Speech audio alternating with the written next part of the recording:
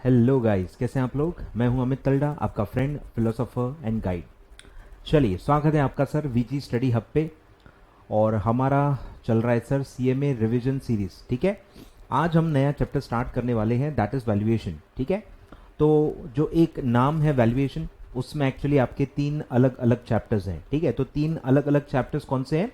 Chapter 19 valuation principles and framework, chapter 20 valuation of shares business and intangible assets, and chapter 22 methods of valuation. ठीक है, तीन अलग अलग chapters हैं जो हम 3 दिन में कवर करेंगे। ठीक है, 3 पार्ट्स मैंने उसको डिवोट किए हुए हैं, तो लगभग 6 घंटे हैं हमारे पास इसको पूरा कवर करने के लिए। क्लियर है? तो आज मैं थेरी से स्टार्ट करूंगा सर, थेरी से स्टार्ट करूंगा, और जहां जहां प्रैक्टिकल से रिलेटेड एडजस्टमेंट्स होंगी वो मैं बताते जाऊंगा। तो आज का दिन भी काफ़ी इंपॉर्टेंट रहने वाला है। प्रैक्टिकल्स में काफ़ी जो चीज़ें यूज़ करनी होती हैं, काफ़ी जो चीज़ें ध्यान रखनी होती हैं, वो मैं अभी थ्योरी के साथ आपको बताने वाला हूँ, और वो प्रैक्टिकल में फिर मैं डायरेक्ट अप्लाई करूँगा, तब आपको मैं याद दिलाऊंगा। ठीक है, फिर इसमें हम कुछ कुछ फुल क्वेश्चंस भी देखेंगे। मैं आपको आईसीएसआई के मॉड्यूल से कुछ कुछ क्वेश्चंस करवाऊंगा। ठीक है, गुडविल के या पी वैल्यूएशन और कुछ कुछ वैल्यूएशंस के मैं क्वेश्चंस आपको इंस्टीट्यूट के मॉड्यूल से ही कराऊंगा, और जो एमसीक्यूज मैंने आपको दिए हुए हैं वो भी हम पूरे ही सॉल्व करेंगे। तो कोशिश यही रहेगी कि अच्छा कवरेज आपको मिल जाए, थ्योरी का, फॉर्मूलेस का, कंसेप्ट का, फिर आपको एमसीक्यू का और फुल क्वेश्चन का, ऐसे अलग अलग कैटेगरी के सारे क्वेश्चंस कवर हो जाएं, यही मेरी कोशिश है। ठीक है, चलिए सर, तो फटाफट वीडियो लाइक कर लो सर। स्टार्ट करें इसके पहले फटाफट वीडियो लाइक कर दो।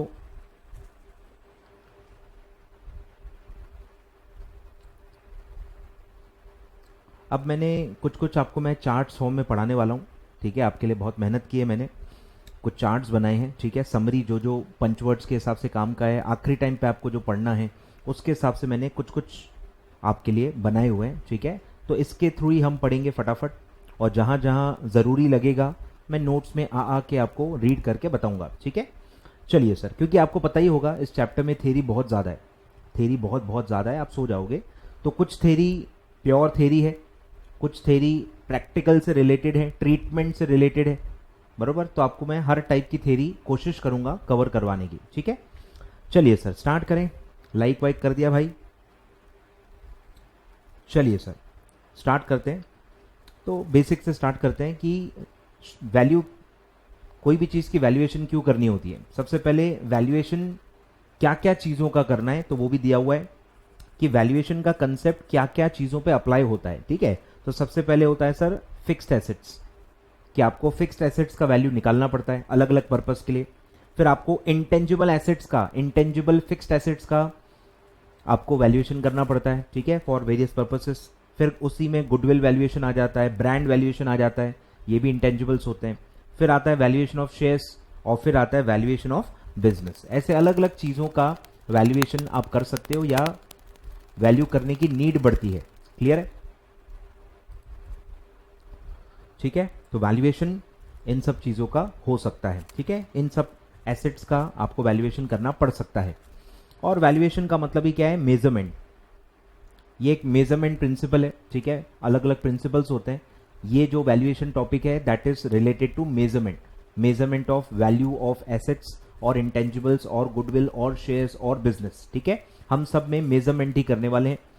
अब है कि कब कब आपको ये करना पड़ेगा। ठीक है, need for valuation of shares. ठीक है, शेयर्स को नॉर्मली कब कब वैल्यू करना पड़ सकता है। ठीक है, सबसे पहला है आप जब अमालगमेशन कर रहे हो। ठीक है, आप करते ही हो, इंट्रिंसिक वैल्यू निकालते हो। ठीक है, अमालगमेशन कर रहे हो, एक कंपनी दूसरे कंपनी को एक्वायर कर रही है, जिसको आप टेक ओवर कोड पढ़ते हो, SC/ST रेगुलेशंस अंडर सेबी। ठीक है, तो वही है अमालगमेशन, एब्जॉर्प्शन, मर्जर, डीमर्जर। इन सब में एक कंपनी दूसरे कंपनी को एब्जॉर्ब कर रही है, या एक कंपनी स्प्लिट हो रही है, तो आपको बिजनेस के या शेयर्स की वैल्यूएशन करनी पड़ती है। फिर है, आप पढ़ते ही हो ICDR में, डिसेंटिंग शेयर होल्डर्स को एक्वायर करना पड़ता है। जो भी मेजॉरिटी शेयर होल्डर्स हैं, जो भी एक्वायरर है, वो डिसेंटिंग माइनॉरिटी शेयर होल्डर्स को एक्वायर करते हैं, उसमें भी वैल्यूएशन लगता है। फिर है, आप लोन ले रहे हो सिक्योरिटी से के अगेंस्ट, तो सिक्योरिटी की वैल्यू निकालनी पड़ेगी, उसके बेसिस पे ही आपका एलिजिबल अमाउंट ऑफ लोन निकलेगा। फिर इनकम टैक्स एक्ट में भी आपको पता ही है, असेसमेंट करते दौरान वैल्यूएशन करना पड़ता है अगर आपने शेयर्स ट्रांसफर किए। फिर है कन्वर्जन हो रहा है शेयर्स, बॉन्ड्स या डिबेंचर्स का इनटू इक्विटी शेयर्स, तब भी वैल्यूएशन करना पड़ता है। उसी से हम स्वैप रेशो निकालते हैं कि कितने डिबेंचर्स या कितने बॉन्ड्स के अगेंस्ट कितने इक्विटी शेयर्स देने हैं। तो दोनों सिक्योरिटीज की वैल्यूएशन करनी होती है और दोनों शेयर्स की वैल्यूएशन से एक्सचेंज रेशो या स्वैप रेशो निकलता है। क्लियर है? तो ये भी है, ये आपको सिलेबस में कहीं है नहीं। स्कीम ऑफ रैशनलाइजेशन आपको नहीं समझा पाऊंगा मैं, आपके सिलेबस में नहीं है। और एक है इसॉप, ठीक है। एम्प्लॉय स्टॉक ऑप्शन में भी आपको पता ही होता है कि मार्केट वैल्यू होती है और मार्केट वैल्यू निकालनी होती है और कितने में आप उसको ऑफर करोगे वो आप निकालते हो और उसी से आप ऑप्शन डिस्काउंट वगैरह आप निकालते हो। क्लियर है? तो उसमें भी शेयर का करंट मार्केट प्राइस आपको निकालना होता है।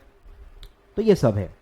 अब अगर मेरे शेयर लिस्टेड हैं तो वैल्यू तो मार्केट वैल्यू से ही मैं निकाल सकता हूं। करंट मार्केट प्राइस जो है वही मेरा वैल्यू है, ठीक है। तो लिस्टेड कंपनी में थोड़ा इजी है, आपके पास स्टॉक मार्केट के प्राइसेस अवेलेबल होते हैं for reference. If shares are listed and the market price of the stock exchange is normally the acceptable value of the share. अलग से वैल्यूएशन काफी बार करने की जरूरत नहीं पड़ती है, लेकिन अगर आपके शेयर अनलिस्टेड हैं तो सर आपको प्रॉपर वैल्यूएशन कराना पड़ेगा फ्रॉम रजिस्टर्ड वैल्यूअर। क्लियर है? Then the valuation of share by a valuer is necessary to settle the transactions. नहीं तो क्या होता है, डिबेट होता है। लिस्टेड में स्टॉक एक्सचेंज के प्राइस में डिबेट नहीं होता। जो भी दो पार्टीज ट्रांजैक्शन कर रही हैं उस शेयर्स में, वो एक्सेप्ट करती हैं स्टॉक मार्केट के प्राइस को, क्योंकि उस प्राइस पे बहुत सारे ट्रांजैक्शन हो रहे होते हैं, सब फेयर वैल्यू पे होते हैं, बिटवीन अननोन पर्सन्स होते हैं। तो वो डिपेंडेबल प्राइस होती है क्योंकि उस पर एक्चुअली ट्रांजैक्शंस हो रहे हैं, पैसों का लेन देन हो रहा है और वो भी स्टॉक एक्सचेंज पे वो ट्रांजैक्शन हो रहा है, तो उसमें मैनिपुलेशन के चांसेस काफी कम होते हैं। क्लियर है? लेकिन अनलिस्टेड सिक्योरिटी में प्रॉब्लम होती है, बहुत सारे आर्ग्यूमेंट्स होंगे, लोग एक्सेप्ट नहीं करते हैं, उनको लगता है कि नहीं वैल्यूअर मिला हुआ है, या ये सब होता है। ऑब्जेक्टिविटी पे बहुत बड़ा क्वेश्चन मार्क होता है, ठीक है। तो लिस्टेड में आप स्टॉक मार्केट के प्राइस को ले सकते हो एज अ वैल्यू, अनलिस्टेड में लेकिन आपको प्रॉपरली वैल्यूएशन करना पड़ेगा by following one of the methods जो अपन पढ़ने वाले हैं। फिर है when valuation is necessary, same when shares are unlisted, shares relates to private company, court directs the valuation, ठीक है। कोई ट्रांजैक्शन को सेटल करने के लिए, कोई भी चीज को सेटल करने के लिए कोर्ट भी हो सकता है कि बोले कि यार प्रॉपर वैल्यूएशन करा लो और उस वैल्यूएशन के हिसाब से एसेट डिस्ट्रीब्यूट करो, या जो भी चीज के लिए आप कोर्ट में गए होंगे उसके हिसाब से वैल्यूएशन कराना पड़ेगा। और या फिर इनकम टैक्स एक्ट ने कहा है कहीं वैल्यूएशन कराने के लिए तो आपको कराना पड़ेगा। ये सेम ही चीज है, कुछ नहीं है। तो ये सब आपको ख्याल में रखना है, क्वेश्चन आ सकता है, ठीक है, क्वेश्चन आ सकता है। चलिए अब पढ़ते हैं। अब दो चीजें हम पढ़ेंगे, एक होता है अप्रोचेस और एक होता है मेथड्स। अप्रोच के बेस पे ही मेथड्स बनाई गई हैं, तो काफी सारा कंटेंट आपके मॉड्यूल में आप देखोगे अप्रोचेस को भी पूरा डिटेल में एक्सप्लेन किया है। उसी अप्रोच पे जब मेथड बनती है तो वही डेटा पूरा अप्रोच में मेथड में भी रिपीट किया गया है। तो काफी सारा कंटेंट रिपीट है, काफी सारा कंटेंट रिपीट है, ठीक है। तो हम पहले डिटेल में पढ़ेंगे अप्रोचेस, और अप्रोचेस के बेसिस पे ही मेथड्स बनते हैं। आए ख्याल में? तो मेथड्स में फिर मैं बता दूंगा कि यार ये देखो सेम है, हमने अप्रोच में पढ़ा था, ऐसा मैं आपको ऊपर ऊपर से बताऊंगा। चलिए, तो अप्रोचेस क्या है, मतलब पॉसिबिलिटीज क्या है, क्या क्या बेसिस पे आप वैल्यूएशन कर सकते हो, क्या क्या अलग अलग बेस होते हैं मेजरमेंट के, मेजरमेंट बेस भी आप इसको कह सकते हैं। क्लियर है? तो तीन ऐसे अप्रोचेस होते हैं, आ जाओ चार्ट पे। अप्रोचेस ऑफ वैल्यूएशन, सबसे पहला होता है एसेट अप्रोच, ठीक है। नेट एसेट अप्रोच, यानी उस कंपनी के एसेट कितने हैं और जितने एसेट हैं उतनी ही उसकी वैल्यू है, ऐसा आप कह सकते हो। तो बहुत ही बेसिक, बहुत ही ट्रेडिशनल ये तरीका होता है कि एसेट से कंपनी को इवैल्यूएट करना, ठीक है। तो उसी को कहते हैं net asset value, NAV, net asset value. तो इस मेथड में ऑब्वियसली नाम में ही मीनिंग है कि आप नेट एसेट पे फोकस करते हो। अब सर ये नेट एसेट क्या होता है कि आपकी सारे एसेट्स की मार्केट वैल्यू लेंगे, सारे एसेट्स का फेयर वैल्यू यानी मार्केट वैल्यू लेंगे, उसमें से सारे आउटसाइड लाइबिलिटी माइनस कर देंगे। आए ख्याल में? तो उसको कहते हैं फेयर मार्केट वैल्यू, पहले ले लेंगे सारे एसेट्स की, उसमें से आउटसाइड लाइबिलिटी माइनस करेंगे और जो बचता है उसको कहते हैं नेट एसेट्स, नेट एसेट्स, ठीक है। और उसी को फिर हम आखिरी में क्या करेंगे, उसी को हम उसी नेट एसेट को डिवाइड कर देंगे नंबर ऑफ इक्विटी शेयर्स में। अब इसमें डिपेंड करता है कि आप इक्विटी की वैल्यू निकाल रहे हो कि टोटल बिजनेस की वैल्यू निकाल रहे हो, क्योंकि ये तो अप्रोच है, अप्रोच तो कहीं भी यूज हो सकती है। तो अगर आप पूरे बिजनेस की वैल्यू निकाल रहे हो तो आप टोटलिटी के हिसाब से सोच सकते हो, और अगर आप इक्विटी शेयर के हिसाब से सोच रहे हो तो आपको आउटसाइड लाइबिलिटी में प्रेफरेंस शेयर्स भी लेने पड़ेंगे। मतलब इक्विटी का जो भी हिस्सा बनता है, इक्विटी का जो भी फंड होता है, उसके अलावा जितने भी पैसे हैं जो आपने लिए हैं वो सब आपको लाइबिलिटी माइंड के माइनस करने पड़ेंगे, ताकि हम इक्विटी शेयर की ही वैल्यू निकाल पाए। अब देखो फॉर्मूले को ही आप समझ लो, डिनोमिनेटर में देखो क्या है, नंबर ऑफ इक्विटी शेयर। तो ऑब्वियसली जो नेट एसेट निकालेंगे वो नेट एसेट किसके लिए बचने चाहिए? इक्विटी वालों के लिए। Assets available for equity share holder. अब इक्विटी के अलावा जिनका भी पैसा आपने लिया होगा सब माइनस करना पड़ेगा। तो ये बात आपको समझनी है, कंसेप्ट मैं बता रहा हूं आपको, ठीक है। तो आउटसाइड तो लाइबिलिटी आएंगी जाएंगी, डिबेंचर्स, बैंक लोन, प्रेफरेंस, अपना फाइनेंशियल इंस्टीट्यूशन के लोन्स, डिपॉजिट्स, सब बाहर का पैसा माइनस होगा, और साथ साथ में प्रेफरेंस शेयर्स का भी जो कैपिटल है वो आप माइनस करोगे while calculating the net asset value. Clear है? खैर मैंने सब आपको लिख के दिया है, ध्यान दो। तो अब ये मेथड कब सूटेबल है, कौन से टाइप के बिजनेस या कौन से सिचुएशन में ये मेथड ज्यादा सूटेबल है? तो जब आपका बिजनेस नॉन ऑपरेटिंग है, मतलब आप ऐसे बिजनेस की वैल्यू निकालना चाहते हो जो आपका रोज का काम नहीं है, आपकी साइड एक्टिविटी है। एक बिजनेस, एक इंसान मल्टीपल बिजनेस में हो सकता है। अब अगर मैं मल्टीपल बिजनेस में हूं तो हो सकता है कोई बिजनेस मेरा ऑपरेटिंग एक्टिविटी हो और कोई एक बिजनेस या कोई एक एक्टिविटी मेरी नॉन ऑपरेटिंग एक्टिविटी हो। तो या तो देखो लिखा है best use when the business is non operating, मतलब आपका वो रोज का काम नहीं है, साइड एक्टिविटी की तरह आप उसको करते हो, और उसका अगर वैल्यूएशन आपको करना है तो आप नेट एसेट वैल्यू से निकाल सकते हो। तो आपका वो नॉन ऑपरेटिंग बिजनेस है, या फिर वो बिजनेस लॉस में है। भले आपका ऑपरेटिंग बिजनेस है लेकिन वो लॉसेस में चल रहा है, मतलब आपकी कमाई का कोई पोटेंशियल नहीं है। जो हम पढ़ेंगे ना एक्चुअली आगे चल के कि एसेट से ज्यादा बेटर अप्रोच होती है अर्निंग, कि वो बिजनेस क्या कमा के देगा उसके हिसाब से उसकी वैल्यू देखनी चाहिए। फ्यूचर अर्निंग कैपेसिटी कितनी है वो ज्यादा बेटर बेस होता है। लेकिन अगर मैं लॉसेस में हूं, अगर मैं लॉसेस में हूं और अगर आप अर्निंग के बेस में निकालोगे तो बिजनेस की वैल्यू तो नेगेटिव आएगी। लॉस बेटा नेगेटिव में होता है ना, नेगेटिव वैल्यू से आप कुछ भी निकालोगे नेगेटिव ही आएगा। तो इसीलिए ये मेथड वहां पे सूटेबल होती है। तो अगर आपके लॉसेस हैं तो आप अर्निंग बेस यूज कर ही नहीं सकते, तो आपके पास एसेट के बेस पे ही वैल्यूएशन करने का रास्ता बचता है। क्लियर है? तो आपको ये दो सिचुएशंस ध्यान देनी है। पहला है ठीक है कि वो नॉन ऑपरेटिंग है, और दूसरा है या फिर वो लॉसेस में है, तब जाके ये मेथड सूटेबल होती है। क्लियर है? अब इसमें करना क्या होता है, ध्यान दो, कैलकुलेशन पे ध्यान दो। अब यही जो मैं पूरा बता रहा हूं, यही जो मैं एसेट अप्रोच बता रहा हूं, यही आपकी नेट एसेट मेथड अप्रोच है। ठीक है? यहां पे जो बाद में हम मेथड्स ऑफ वैल्यूएशन पढ़ेंगे, इसमें जो आपका पहला मेथड है नेट एसेट मेथड, ये वही है। पूरा जो अब मैं कैलकुलेशन बता रहा हूं, पूरे जो मैं रूल्स बताऊंगा वो एक्चुअली नेट एसेट मेथड के ही है। ठीक है? तो हम नेट एसेट मेथड ही पढ़ रहे हैं अंडर एसेट अप्रोच। अब नेट एसेट मेथड के देखो 3 नाम है, आपको क्वेश्चन आ सकता है। पहला नाम है एसेट बैकिंग मेथड, दूसरा है इंट्रिंसिक वैल्यू मेथड, और तीसरा है ब्रेकअप वैल्यू मेथड। क्लियर है? 3 अदर नेम है। अदर नेम देके कौन सी मेथड का अदर नेम है वो भी पूछा जा सकता है, या इनमें से कौन से अदर नेम है वो भी पूछे जा सकते हैं। 3 है तो चौथा ऑप्शन ऑल ऑफ अबव आ सकता है। क्लियर है? तो आप ध्यान देना, asset banking method, intrinsic value method and breakup value method, ऐसे 3 अदर नेम है इस मेथड के। ठीक है? चलिए स्टार्ट करते हैं कि इसके कैलकुलेशन के क्या रूल्स हैं। आपको बेसिकली करने क्या है, सारे एसेट्स का मार्केट वैल्यू निकालना है।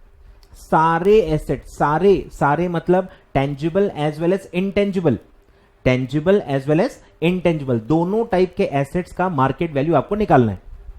क्लियर है? अब कुछ चीजों का मार्केट वैल्यू होता ही नहीं है, उनका बुक वैल्यू होता है। जैसे कि cash bank balance, cash bank balance जो आपके पास है उसका मार्केट वैल्यू थोड़ी होता है, उसका बुक वैल्यू ही एक्चुअल वैल्यू होता है। ऐसे ही काफी सारे और भी एसेट हो सकते हैं जिनका मार्केट वैल्यू नहीं निकल सकता, तो आप उसका बुक वैल्यू ले लो। ठीक है? प्रायोरिटी यही होगी कि सारे एसेट्स का फेयर वैल्यू या मार्केट वैल्यू लिया जाए, and in absence of market value of any given asset तब आपको बुक वैल्यू लेना है। ऐसा मत करना कि यार वो एसेट ही ना लो, सर मार्केट वैल्यू दिया ही नहीं है, नहीं लेते, ऐसा नहीं होता है। बुक वैल्यू को ही मार्केट वैल्यू अज्यूम करके बुक वैल्यू ले लो। क्लियर है? तो ध्यान दो ध्यान दो ध्यान दो ध्यान दो, ये सब देखो क्वेश्चन में यूज होने वाला है, इसलिए ये थ्योरी काम की है, ध्यान दो। तो मेरे को पहले क्या लेना है, मार्केट वैल्यू ऑफ एसेट्स। तो पहला है कि अगर उस एसेट का मार्केट वैल्यू दिया है, अलग से मार्केट वैल्यू दिया है, क्वेश्चन में दिया रहता है, तो आप मार्केट वैल्यू ले लो। फिर हो सकता है कि कुछ क्वेश्चंस में कुछ मतलब एसेट्स का मार्केट वैल्यू नहीं दिया है, तो सर क्या करें, वो एसेट लें या न लें? ऑफ कोर्स एसेट है तो लेना तो पड़ेगा, बस वैल्यू नहीं दी है अगर मार्केट वैल्यू, तो आप बुक वैल्यू कोई मार्केट वैल्यू अज्यूम करके बुक वैल्यू ले लो। क्लियर है? तो अगर दिया है तो ले लो मार्केट वैल्यू, नहीं दिया है तो आप क्या ले लो, बुक वैल्यू लेके उसको इंक्लूड कर लो। अब कौन कौन से एसेट लेने हैं, सारे टाइप के एसेट्स लेने हैं जो एक्चुअल एसेट्स होते हैं, tangible as well as intangible, tangible as well as intangible. फिर कुछ एसेट्स आपके बैलेंस शीट में इसलिए दिखते हैं क्योंकि जस्ट उसमें डेबिट बैलेंस होता है, इसीलिए वो एक्चुअली फिक्टिशियस होते हैं। फिक्टिशियस एसेट क्या होते हैं, जिनकी कोई वैल्यू ही नहीं होती, जिनकी कोई वैल्यू ही नहीं है, वो कोई एक्चुअल एसेट है ही नहीं, वो एक बुक एसेट है। बुक में सिर्फ है क्योंकि उसमें डेबिट बैलेंस है और हमको कैरी फॉरवर्ड करना होता है फ्यूचर में राइट ऑफ करने के लिए, तो हम उसको एसेट में डेबिट साइड दिखाते हैं, एसेट में मतलब एसेट साइड दिखाते हैं क्योंकि उसमें डेबिट बैलेंस है। तो वो एक्चुअल एसेट्स नहीं है, वो रियल एसेट्स नहीं है, उनकी कोई वैल्यू नहीं होती, इसलिए उनको नहीं लेना है। ठीक है? डू नॉट कंसिडर, यानी उसका वैल्यू जीरो लेना है फिक्टिशियस एसेट का। उसमें सर एग्जांपल क्या क्या आते हैं, miscellaneous expenditure not return of, सुना होगा आपने, कॉमर्स फील्ड के हो तो ये नाम सुना ही होगा, miscellaneous expenditure not return of. फिर है प्रिलिमिनरी एक्सपेंस, ये तो मैं ही बता चुका हूं आपको। फिर है discount on issue of debenture, ये भी हमने डिबेंचर चैप्टर में पढ़ लिया है। तो ये सारे जो नाम है ये क्या है, फिक्टिशियस एसेट है, मतलब ये एक्चुअली एसेट है ही नहीं, काल्पनिक एसेट है, कोई इनकी रियल वैल्यू नहीं होती है और इसलिए हम इसकी वैल्यू जीरो ही लेते हैं। क्लियर है? तो बुक्स में कुछ ना कुछ दिया रहेगा, बुक्स में कुछ ना कुछ दिया रहेगा। अब काफी बच्चों को इसमें कंफ्यूजन होगा कि सर टेंजिबल एसेट कैसे पता चलेगा, इनटेंजिबल कैसे पता चलेगा, फिक्टिशियस है कैसे पता चलेगा? कंसेप्ट से, टेंजिबल एसेट आपको पता नहीं है क्या? ऐसे एसेट जो दिखते हैं, जिनको आप टच कर सकते हो, फील कर सकते हो और जिनकी यूजफुल लाइफ 1 साल से ज्यादा है। Building, plant, machinery, vehicles, computers, ये सब टेंजिबल एसेट्स हैं। फिर कुछ इनटेंजिबल एसेट्स होते हैं, सुना ही है आपने, goodwill, patent, copyright, trademark, software, ये सब इंटेंजिबल एसेट्स हैं। अब इंटेंजिबल एसेट को भी कुछ लोग फिक्टिशियस समझते हैं, साइंस वाले, ध्यान दो। इंटेंजिबल एसेट और सर फिक्टिशियस एसेट में क्या फर्क है?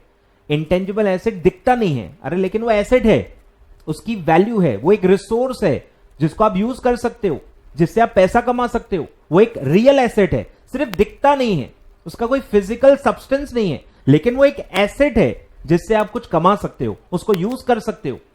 लेकिन फिक्टिशियस एसेट क्या है, वो एसेट ही नहीं है, न दिखता है और न है, रियल एसेट ही नहीं है, वो सिर्फ बुक में है, बुक एसेट है। क्लियर है? तो फर्क है, फर्क है।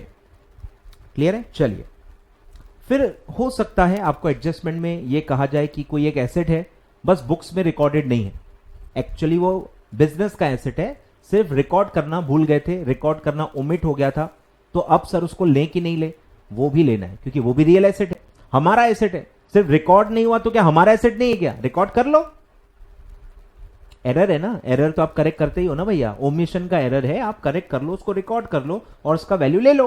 तो अगर आपको कोई अनरिकॉर्डेड एसेट दिया हुआ है वो भी लेना है। फिर गुडविल भी लेना है।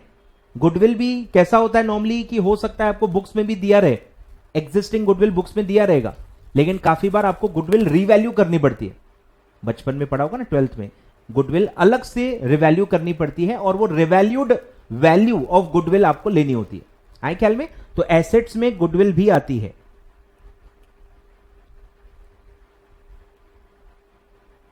गुडविल भी आती है, अनरिकॉर्डेड एसेट भी आते हैं। ठीक है? तो गुडविल को अलग से वैल्यू करो और उसको भी अलग से इंक्लूड करो इन द एसेट। ठीक है?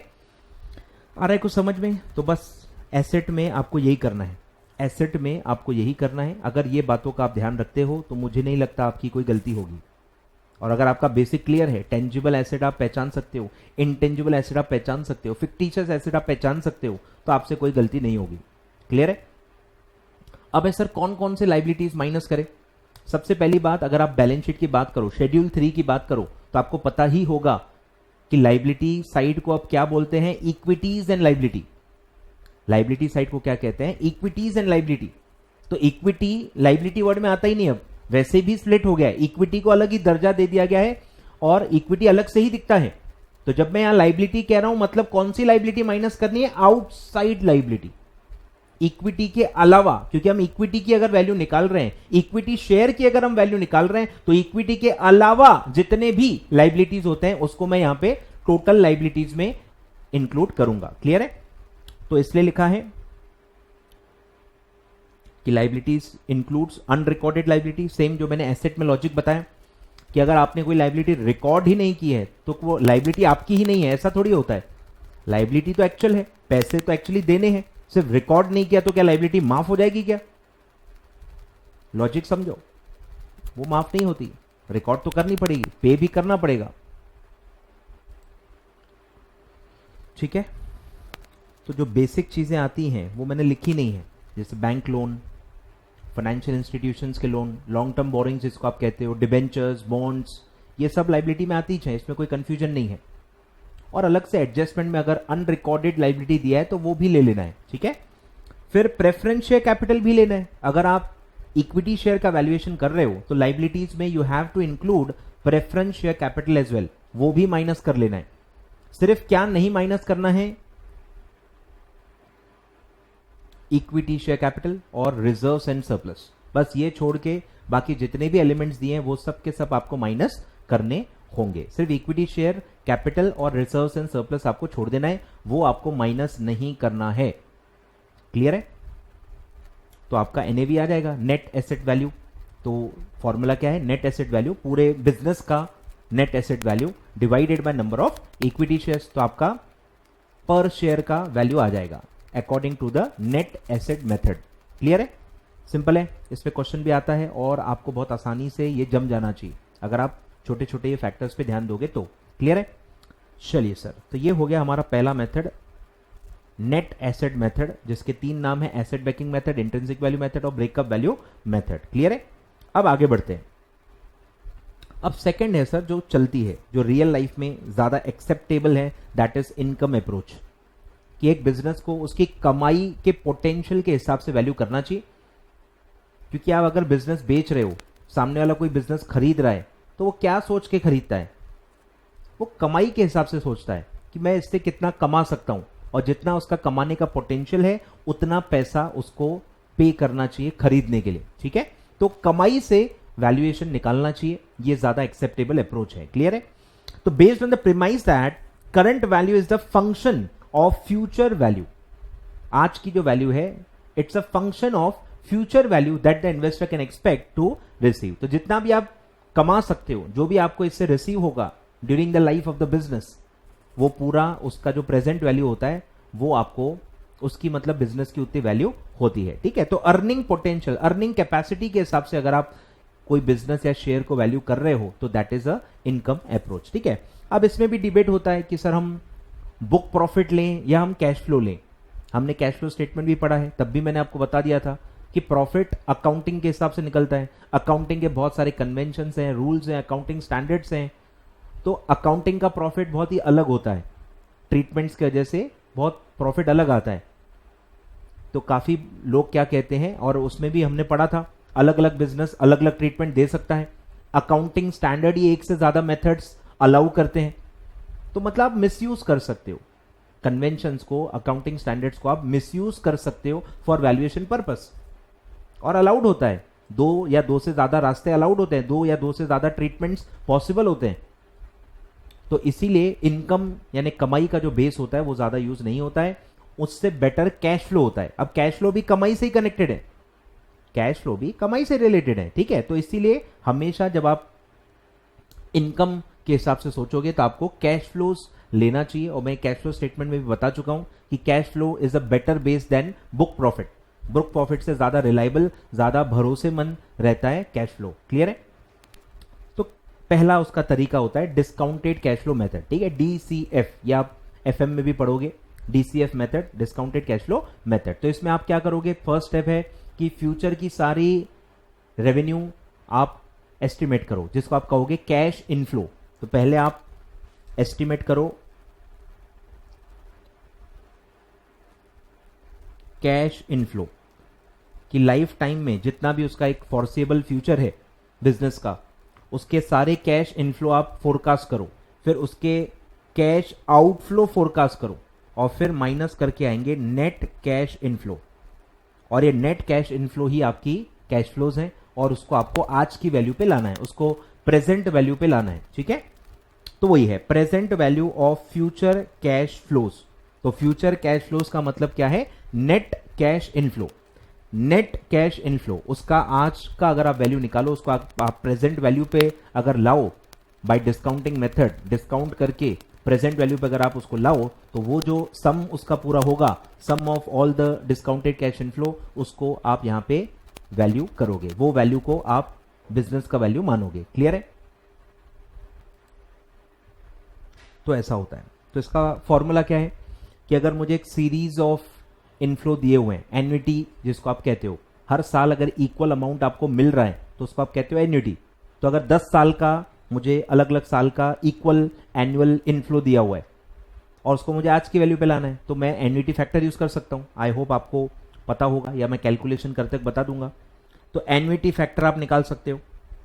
एन्युटी फैक्टर का क्या मतलब है, अगर मैं एग्जांपल दूं कि मुझे 10 साल तक, फ्यूचर में 10 साल तक हर साल 1 रुपी मिलने वाला है, 1 रुपया 10 सालों तक अगर मुझे हर साल मिलने वाला है, तो इसकी अगर मैं आज की वैल्यू निकालूं, उसको कहते हैं एन्युटी फैक्टर, उसको कहते हैं एन्युटी फैक्टर। ठीक है, आज की वैल्यू अगर आपको एक सर्टन नंबर ऑफ ईयर्स तक 1 रुपीज ईच इक्वल, मतलब 1 रुपी आपको हर साल मिले, और उसको अगर आप आज की वैल्यू पे मतलब कन्वर्ट करते हो, तो उसको कहते हैं एन्युटी फैक्टर। 1 रुपए की वैल्यू को कहते हैं एन्युटी फैक्टर।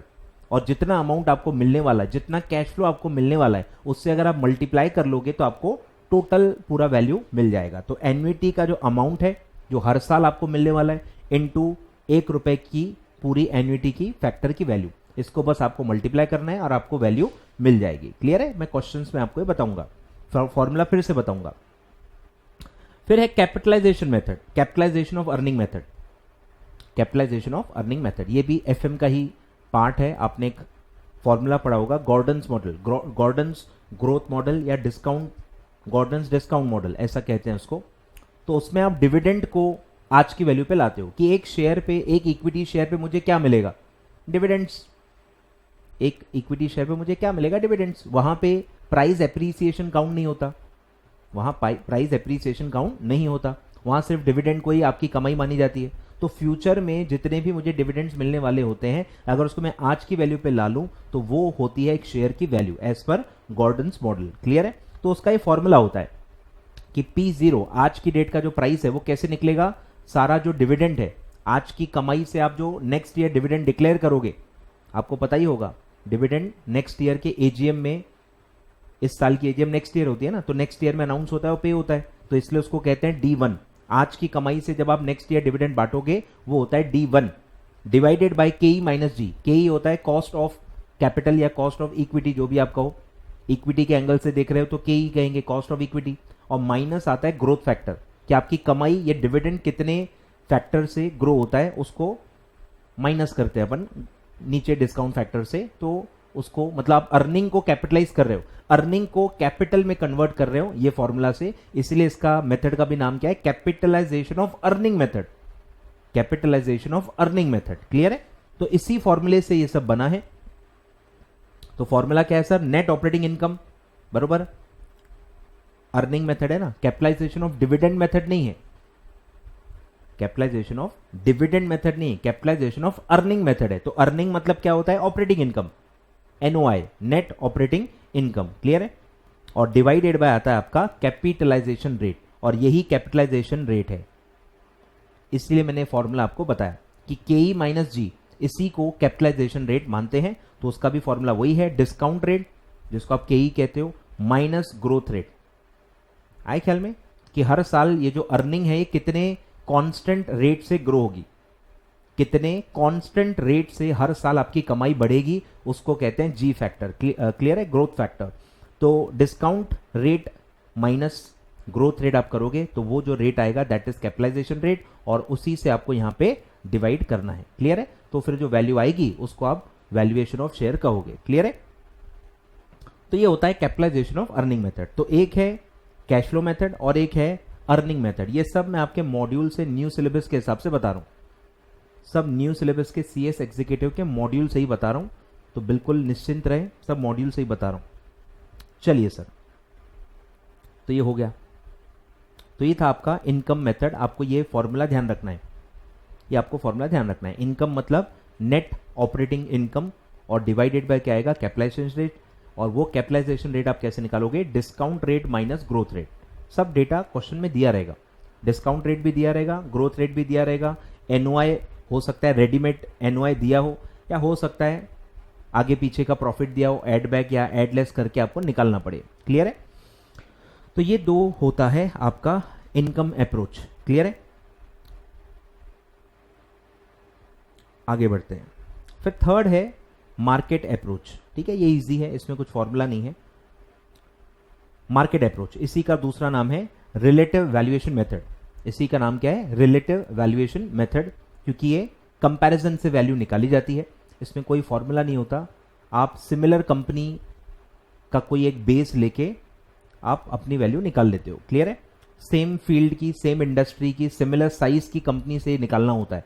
तो कंपनी जिससे आप ये वैल्यू निकाल रहे हो, दूसरी कंपनी से अपनी वैल्यू जो आप निकाल रहे हो, वो कंपनी सिलेक्ट करते वक्त आपको बहुत ध्यान देना पड़ता है कि वो सेम इंडस्ट्री की हो, सेम एक्टिविटी में हो, सेम साइज की होनी चाहिए, तब जाके वो आपको यूज करना चाहिए। कोई भी दूसरी कंपनी उठा लोगे जो हो सकता है आपकी इंडस्ट्री की भी ना हो, या उसकी साइज ही बहुत अलग हो, तो फिर आपकी वैल्यू भी पूरी गलत निकलेगी।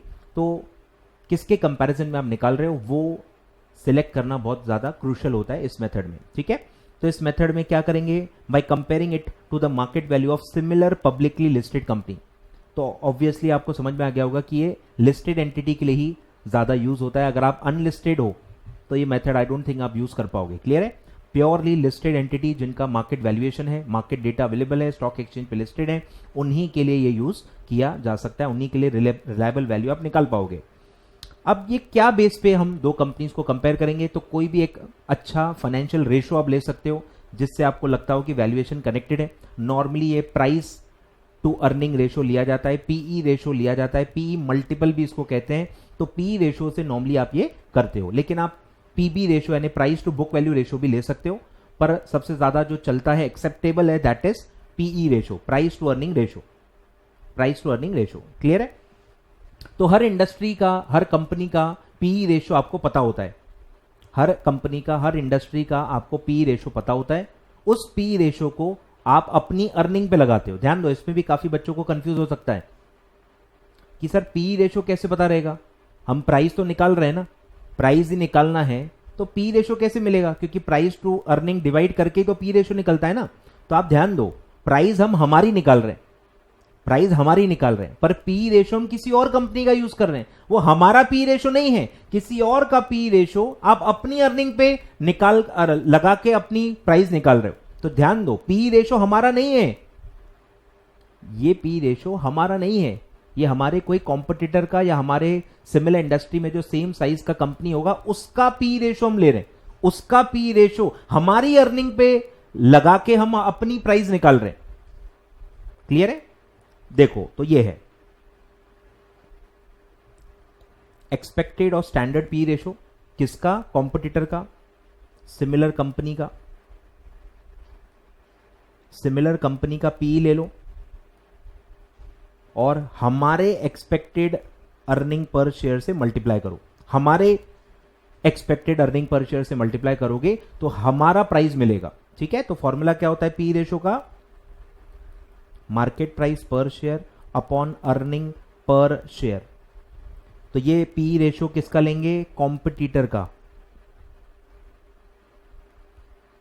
अर्निंग पर कौन सा लेंगे, हमारा। बस इसको हम क्या कर रहे हैं, क्रॉस प्रोडक्ट कर रहे हैं।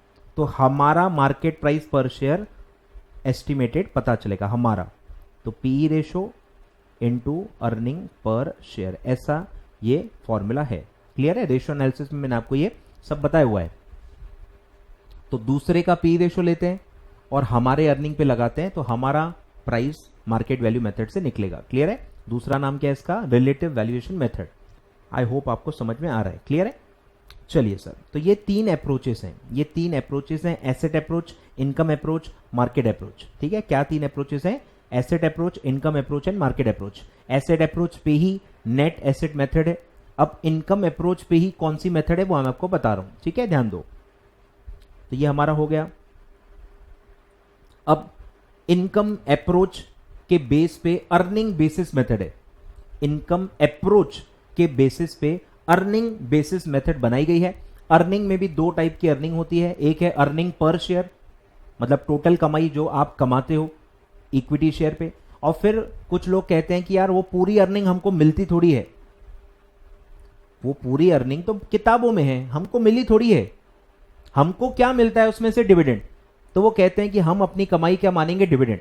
तो वहां से चालू हुआ यील्ड मेथड। यील्ड मतलब हमारे हाथ में कितना है, रियलाइज्ड गेन कितना है इक्विटी का, तो वो होता है डिविडेंड। तो एक बेस आता है डिविडेंड के बेस पे आप निकालो, और एक होता है अर्निंग के बेस पे, मतलब एक स्मॉल शेयर होल्डर के हिसाब से निकाला जाता है और एक कंट्रोलिंग शेयर होल्डर के हिसाब से निकाला जाता है। स्मॉल शेयर होल्डर जो होता है उसके पास कंट्रोल नहीं है, वो कंपनी उसकी नहीं है, भले वो ओनर है उसका, अरे पर कंट्रोल उसके पास नहीं है, वो छोटा सा शेयर होल्डर है, उसके वोटिंग पावर का कोई काम नहीं है, उसके वोटिंग पावर का कोई काम नहीं है, वो कोई डिसीजन को इन्फ्लुएंस नहीं कर सकता है। तो वो सोचता है कि वोटिंग पावर मेरा क्या काम का, मेरे लिए कमाई क्या है, डिविडेंड। तो अगर आप एक स्मॉल शेयर होल्डर हो, स्मॉल लॉट होल्ड करते हो, तो आपके लिए आपकी कमाई क्या मानते हो आप, डिविडेंड। और आप क्या मेथड यूज करोगे, यील्ड मेथड।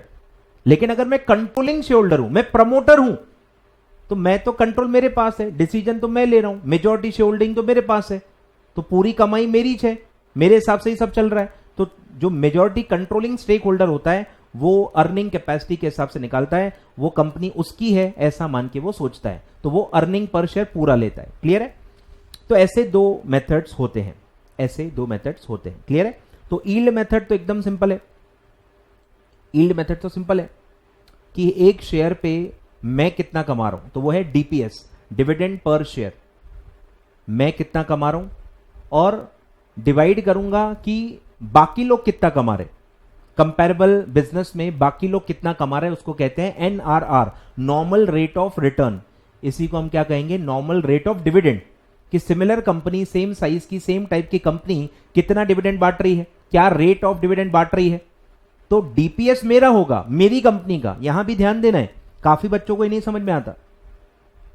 जो रुपीस में डीपीएस लिया है वो मेरे कंपनी का एक्चुअल डिविडेंड है, जितना मुझे मिल रहा है, डिवाइडेड बाय एनआरआर कर रहा हूं मैं। मतलब ये दूसरी कंपनी का रेट है कि बाकी company, similar companies, comparable companies क्या रेट ऑफ डिविडेंड दे रही हैं, मेरे अमाउंट को उनके रेट से डिवाइड कर रहा हूं, मेरे अमाउंट को उनके रेट से डिवाइड कर रहा हूं, तो वो मैं वैल्यू निकाल रहा हूं। आए ख्याल में कि मेरे जितना डिविडेंड अगर वो कंपनी देती तो उसकी क्या वैल्यू रही होगी, वो हम वैल्यूएशन उस हिसाब से निकाल रहे हैं। क्लियर है। तो ध्यान दो, मेरे ही कंपनी का रेट, मेरी ही कंपनी का ये सब नहीं करते हैं। अर्निंग मेरी, डीपीएस मेरा है, मेरा रुपीस जितना मेरे को मिल रहा है, पर क्या रेट बाकी कंपनीज दे रही हैं, क्या रेट ऑफ यील्ड बाकी कंपनीज का है, उससे आपको डिवाइड करना है और वो आपको मिलेगा वैल्यू। क्लियर है। तो इसके दो फॉर्मूले दिए हैं मॉड्यूल में, आप ध्यान दो। एक है DPS in rupees divided by NRR, इसको भी आप रुपीस में ले सकते हो, normal rate of dividend rupees में, और इंटू 100 कर सकते हो। ठीक है। या दूसरा है कि अगर आपको परसेंटेज लेने, रेट ऑफ डिविडेंड आपका जो है वो परसेंटेज में लेना है, बाकी लोग कितना रेट दे रहे हैं उसको भी आपको परसेंटेज में लेना है, तो परसेंटेज वाला ये फॉर्मूला है कि आपका पॉसिबल रेट ऑफ डिविडेंड क्या है, D1 जिसको आप कहते हो, आने वाले साल में कितना रेट ऑफ डिविडेंड आपकी कंपनी डिक्लेयर कर सकती है, वो रेट यहां पे आप ले सकते हो। फिर बाकी कंपनीज या इंडस्ट्री में बाकी प्लेयर्स कितना रेट दे रहे हैं, तो वो होता है नॉर्मल रेट ऑफ डिविडेंड, और फिर मल्टीप्लाई करना होता है आपको पेड अप वैल्यू से, क्योंकि यहां परसेंटेज ले रहे हो तो यहां मल्टीप्लाई करना पड़ेगा पेड अप वैल्यू से, तो आपका रुपीस में वैल्यू निकलेगी। क्लियर है। तो ये भी मैं क्वेश्चन में आपको बताऊंगा ये कैसे फॉर्मूले यूज होते हैं। ठीक है। तो आपको ध्यान देना है कि ये मेरा है, डीपीएस मेरा है, और ये मेरे कॉम्पिटिटर का है। ठीक है। सेम ये भी मेरा है और ये मेरे कॉम्पिटिटर का है। आए ख्याल में। चलिए फिर आते हैं अर्निंग कैपेसिटी मेथड। अर्निंग के बेसिस पे हम लेंगे, तो आपको पहले अर्निंग निकालनी पड़ेगी, आपकी अर्निंग, आपकी एक्चुअल अर्निंग, तो वो होता है रेट ऑफ अर्निंग। आपकी एक्चुअल रेट ऑफ अर्निंग आपको निकालना होता है। अब ये जो रेट ऑफ अर्निंग है ये पूरे बिजनेस के हिसाब से निकालना होता है। यहां आपको कंफ्यूजन होगा, यहां आपको कंफ्यूजन होगा ही होगा, पक्का होगा, लिख लो होगा, पर आपको अलग से याद रखना है, तो आपको याद रहेगा कि कहां क्या करना है। क्लियर है? यहां रेट ऑफ अर्निंग का आप मतलब क्या समझोगे? अर्निंग पर शेयर के हिसाब से सोचोगे, लेकिन ऐसा मॉड्यूल में दिया नहीं है। ये टोटल बिजनेस के हिसाब से दिया हुआ है कि पूरा बिजनेस जो भी लागत लगा रहा है, जिसको आप कहते हो कैपिटल एम्प्लॉयड, तो ये कैपिटल एम्प्लॉयड के हिसाब से रेट निकाला गया है। रेट ऑफ अर्निंग जो है वो पूरे बिजनेस की निकाली गई है और वो रेट को फिर अप्लाई किया गया है। ठीक है, तो ध्यान दो, रेट ऑफ अर्निंग कैसे निकलेगा? एक्चुअल प्रॉफिट अर्न जो भी आप कैपिटल एम्प्लॉयड पे निकालते हो, जिसको मैं बता रहा हूं नोपैड कहते हैं। ईवीए एमवीए में भी आप पढ़ते हो, इकोनॉमिक वैल्यू एडेड में नोपैड कहते हैं उसको, not net operating profit after tax. Net operating profit, ध्यान दो, ऑपरेटिंग प्रॉफिट ये नेट है लेकिन आफ्टर टैक्स है। Net operating profit after tax. ठीक है, और कैपिटल एम्प्लॉयड में तो आपको पता ही है, डेट प्लस इक्विटी, इक्विटी पूरा नेटवर्थ भी आएगा और लॉन्ग टर्म बोरिंग्स भी उसमें आ जाएंगी, पूरा कैपिटल एम्प्लॉयड उसमें आता है। क्लियर है? तो actual capital actual profit earn जिसको आप कहोगे नोपैट, और डिवाइडेड बाय पूरा आपका कैपिटल एम्प्लॉयड इनटू 100। तो ये पूरे बिजनेस के लागत पे आप कितना कमा रहे हो वो रेट आप निकाल लो। ठीक है, इनटू 100 कर रहे हो मतलब ये कई में आएगा परसेंटेज में। क्लियर है? पहला स्टेप, आप अपना रेट ऑफ रिटर्न निकाल लो। फिर वो रेट को बाकी लोग कितना कमा रहे हैं, बाकी लोग 1 रुपए पे कितना कमा रहे हैं उससे आप डिवाइड कर लो। मेरी अर्निंग डिवाइडेड बाय उनकी earning into paid up value. तो उनके कंपैरिजन में मेरी वैल्यू कितनी है वो आपको पता चलेगी। मेरे जितना रिटर्न अगर वो लोग कमाते तो उनकी वैल्यू कितनी होती। इस तरह से आप इसको इंटरप्रेट कर सकते हो। क्लियर है? चलिए सर, तो ये एक्चुअली उसका फॉर्मूला है, rate of earning divided by, rate of earning किसका है? मेरा। रेट ऑफ अर्निंग किसका है? मेरा। और एनआरआर किसका है? कॉम्पिटिटर्स का, इनटू पेड अप वैल्यू। ठीक है, ये भी परसेंटेज है, ये भी परसेंटेज है, और इसीलिए यहां पे हम क्या लेते हैं? पेड अप वैल्यू लेना होता है, ताकि हमारी जो वैल्यू निकले वो रुपीज में निकले। क्लियर है? तो ये पूरा होता है अर्निंग कैपेसिटी मेथड। ठीक है, क्वेश्चंस कराते वक्त मैं आपको फिर से यहां पे लाऊंगा, फिर से एक बार फॉर्मूला याद दिलाऊंगा, उसके बाद ही क्वेश्चन कराऊंगा। तो आप टेंशन मत लो, अभी सिर्फ जितना लॉजिक पकड़ पाओ, जितनी चीजें जो भी बेस में आपको बता रहा हूं वो जितना आप समझ पाओ उतना समझने की कोशिश करो। क्लियर है? तो कमाई का मतलब है नोपैट और कैपिटल एम्प्लॉयड का मतलब है डेट प्लस इक्विटी। क्लियर है? और फिर आता है वैल्यूएशन बेस्ड ऑन पीई, अलग ही है ये वैल्यूएशन बेस्ड ऑन पीई, जो अपन ने ऊपर पढ़ा, ऊपर भी हमने यही पढ़ा था ना, जो मार्केट अप्रोच पढ़ा था, जो हमने ये वाला पढ़ा, ये भी वही था। वही कह रहा हूं, काफी रिपीट दिया हुआ है। तो ये जो हमने मार्केट अप्रोच पढ़ा, इसी का एप्लीकेशन है वैल्यूएशन बेस्ड ऑन पीई। ठीक है, इसी को आप कंपेयर किससे कर सकते हो? मार्केट अप्रोच से। तो ये वही है जो मैं आपको बता चुका हूं, ये मार्केट अप्रोच ही है। ठीक है, तो वही है, अर्निंग हमारा लेंगे, पी रेशो किसी और का लेंगे, और हमारा मार्केट प्राइस निकल जाएगा। ठीक है, पी रेशो कंपैरेबल कंपनी का लेंगे, कंपैरेबल कॉम्पिटिटर का लेंगे, और हमारे अर्निंग पर शेयर से उसको मल्टीप्लाई करेंगे, और फिर हम निकालेंगे मार्केट प्राइस। क्लियर है? तो वही है, कुछ भी नया बताने के लिए नहीं है। और फिर आता है सर दोनों का अगर मैं एवरेज ले लूं तो उसको कहते हैं फेयर वैल्यू मेथड। ठीक है, इसका ही दूसरा नाम है dual method of share valuation, dual method of share valuation. ठीक है, तो फॉर्मूला क्या है? जो एनएवी का है, पहला मेथड जो पढ़ा एसेट बेस्ड वैल्यूएशन, वो आप निकालो, उसका वैल्यू ले लो। फिर जो अर्निंग बेस पे निकाला यील्ड मेथड से, वो भी ले लो, और दोनों का एवरेज ले लो, दोनों को ऐड करो, डिवाइडेड बाय 2। अब ये मेथड वेल्थ टैक्स में चलती थी। वेल्थ टैक्स कब का एबॉलिश हो गया आई थिंक आपको पता ही होगा, पर आपके मॉड्यूल में दिया है इसलिए पढ़ाना मेरा काम है। तो ये this method is recognized by government circles for valuing the shares of investment company.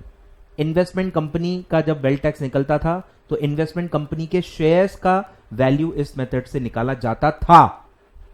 बस इतना ही इसका रेलेवेंस था। तो ये हो सकता है आपको क्वेश्चन आ जाए कि कौन सी मेथड वेल्थ टैक्स पर्पस के लिए रिकॉग्नाइज्ड है या जो भी है, तो आपको पता होना चाहिए कि वो फेयर वैल्यू मेथड है, जो कि एवरेज है एनएवी मेथड का और यील्ड मेथड का, जो कि एवरेज है एनएवी मेथड का और यील्ड मेथड का। क्लियर है? बस आपको पता होना चाहिए, अगर एमसीक्यू आ जाए तो भाई आपको लिखते आना चाहिए।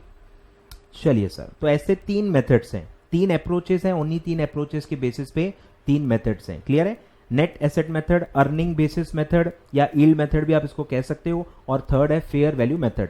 अब जहां जहां 3 ऑप्शन है वहां पे क्वेश्चन आ सकता है ऑल ऑफ अबव वाला, कि which of the following is the method, तो ऑल ऑफ अबव आएगा। फिर उल्टा भी आ सकता है, which of the following is not a method, तो एक काल्पनिक नाम आपको चौथा दिया रहेगा, बस आपको आइडेंटिफाई करना है कि वो काल्पनिक नाम क्या है, वो आपका ऑड मैन आउट हो जाएगा। Same goes for approaches, approaches भी 3 ही है, asset approach, income approach, market approach, all of above. या फिर पूछा रहेगा इनमें से कौन सा अप्रोच नहीं है, तो भलते ही कोई तो एक चौथा नाम आपको दिया रहेगा, आपको बस आइडेंटिफाई करना है। क्लियर है? तो सिंपल सिंपल क्वेश्चन भी इसमें आते हैं, आपको बहुत ही ध्यान देना है, वर्ड्स पे आपको ध्यान देना है। क्लियर है? तो अप्रोच वर्ड आया तो 3 है, asset approach, income approach, market approach. Method word आया, मेथड ऑफ वैल्यूएशन, तो 3 मेथड्स हैं, net asset method, earning based method और फेयर वैल्यू मेथड। ठीक है? नाम ध्यान रखना है, कंफ्यूजन नहीं होना चाहिए। क्लियर है? तो ये 2 मेजर थ्योरी के टॉपिक्स मैंने आपको बता दिए, approaches of valuation and methods of valuation. अब आगे बढ़ते हैं सर, अब आगे बढ़ते हैं।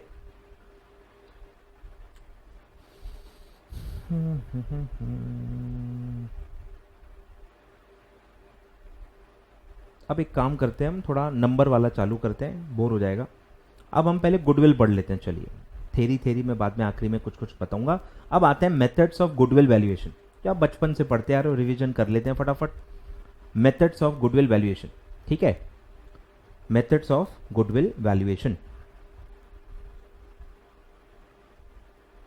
तो कुछ कुछ दिया है। मेथड्स ऑफ गुडविल वैल्यूएशन, चलिए तो मेथड्स पढ़ते हैं, मेथड्स ऑफ गुडविल।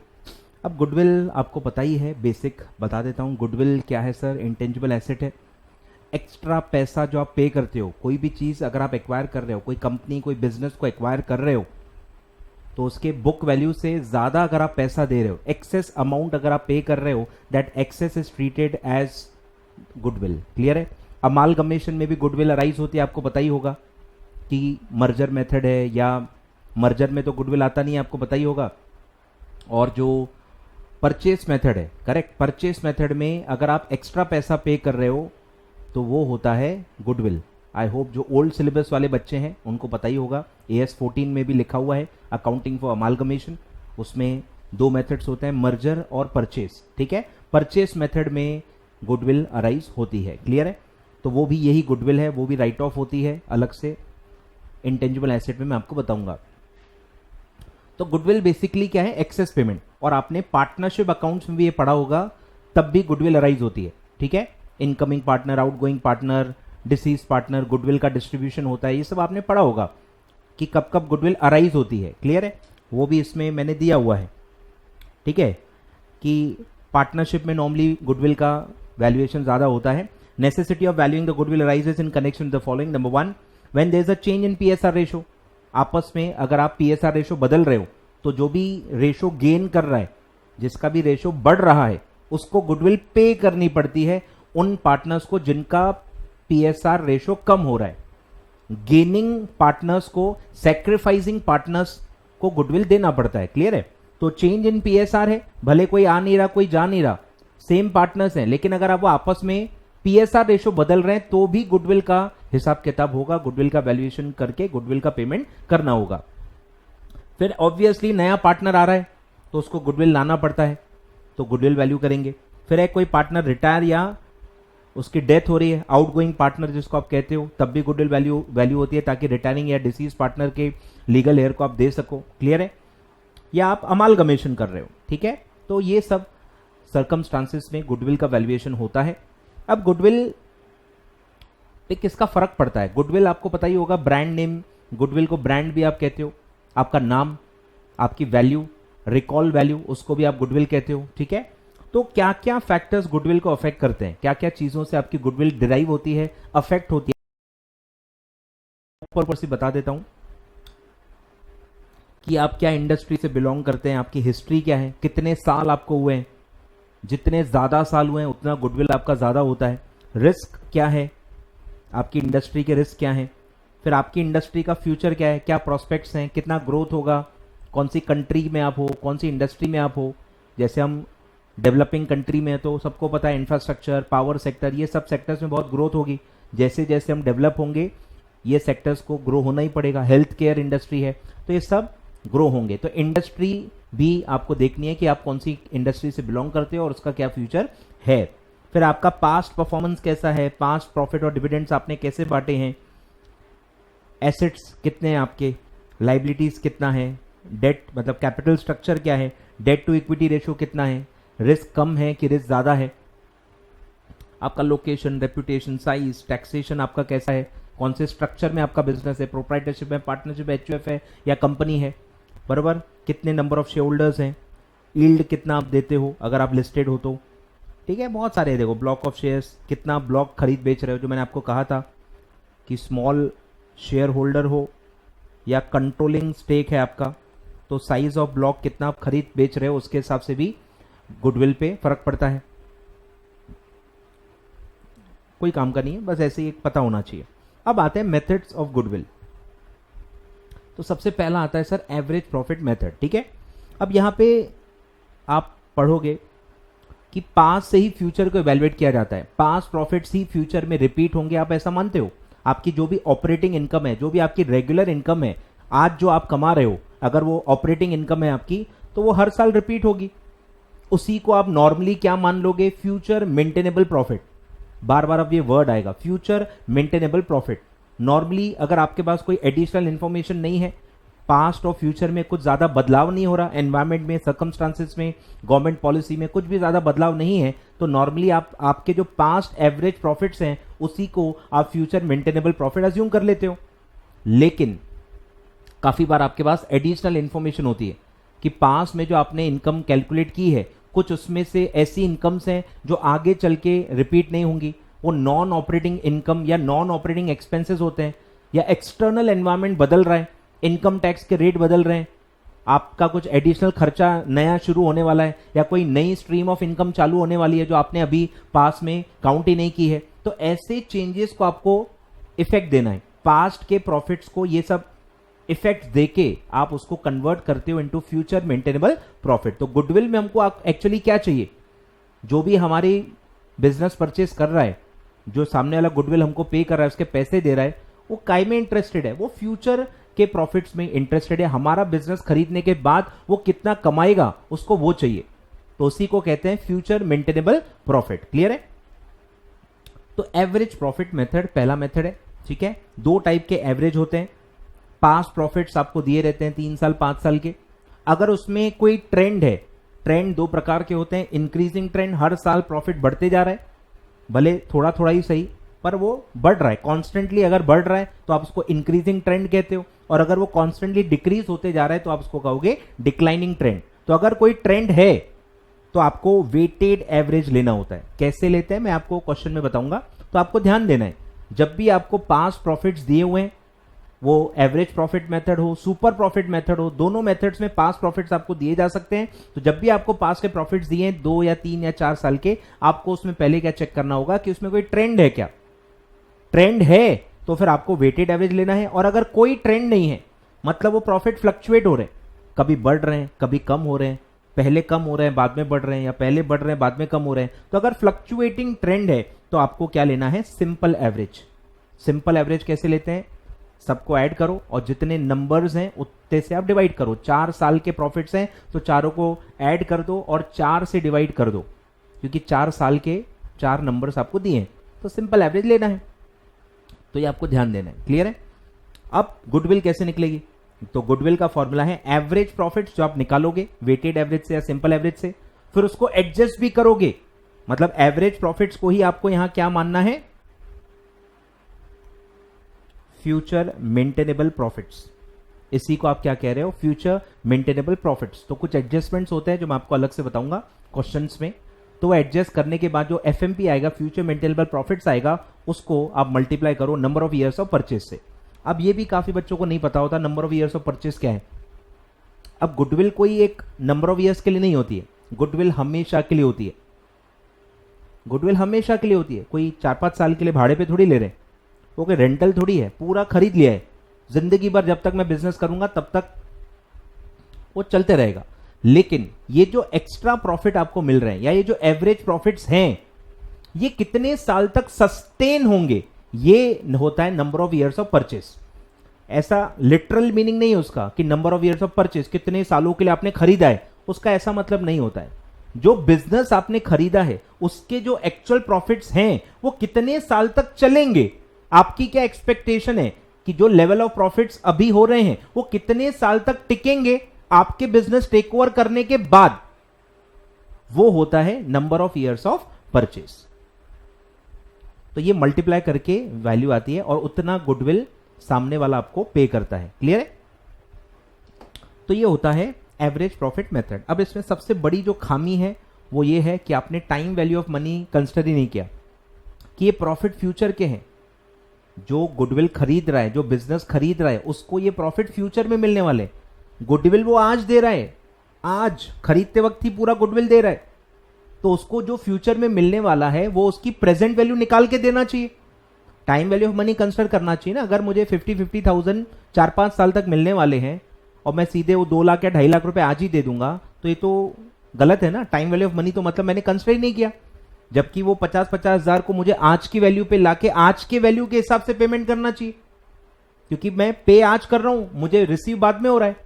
तो सबसे बड़ा फ्लॉ इसमें यही है कि आपने time value of money consider नहीं किया है। क्लियर है?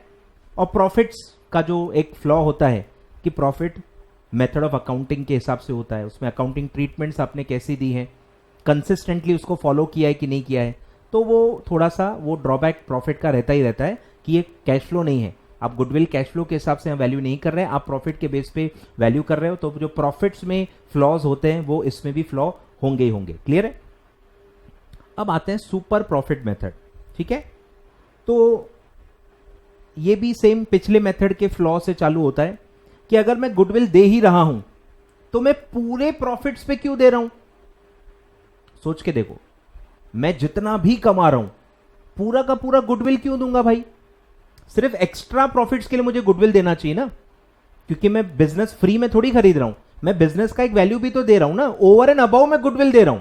अगर आपका बिजनेस 50 लाख में मैं खरीद रहा हूं और ऊपर से 10 लाख का गुडविल दे रहा हूं, तो मैं 50 लाख भी तो दे ही रहा हूं ना। क्या उसकी कोई वैल्यू नहीं है?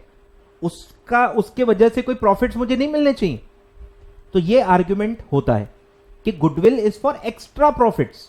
आप पूरे प्रॉफिट से गुडविल क्यों निकाल रहे हो? फिर हम जो कैपिटल ला रहे हैं या जो हम बिजनेस एक्वायर करने के लिए जो परचेस कंसिडरेशन दे रहे हैं, फिर उसका क्या काम है? समझ में आ रहा है? तो एवरेज प्रॉफिट मेथड का ही रिफाइंड और बेटर वर्जन होता है super profit. Goodwill is always represented for extra profits. तो सिर्फ एक्स्ट्रा प्रॉफिट्स आपको जो मिल रहे हैं, जो बाकी जगह आपको नहीं मिलते, अगर आप कोई और पार्टनरशिप फर्म ज्वाइन करोगे, कोई और बिजनेस आप एक्वायर करोगे, वहां जो प्रॉफिट्स मिलेंगे उससे ज्यादा एक्स्ट्रा प्रॉफिट जो आपको इस कंपनी में मिलने वाले हैं, उस एक्स्ट्रा प्रॉफिट्स के लिए आपको गुडविल पे करनी चाहिए। ये होता है कंसेप्ट। क्लियर है?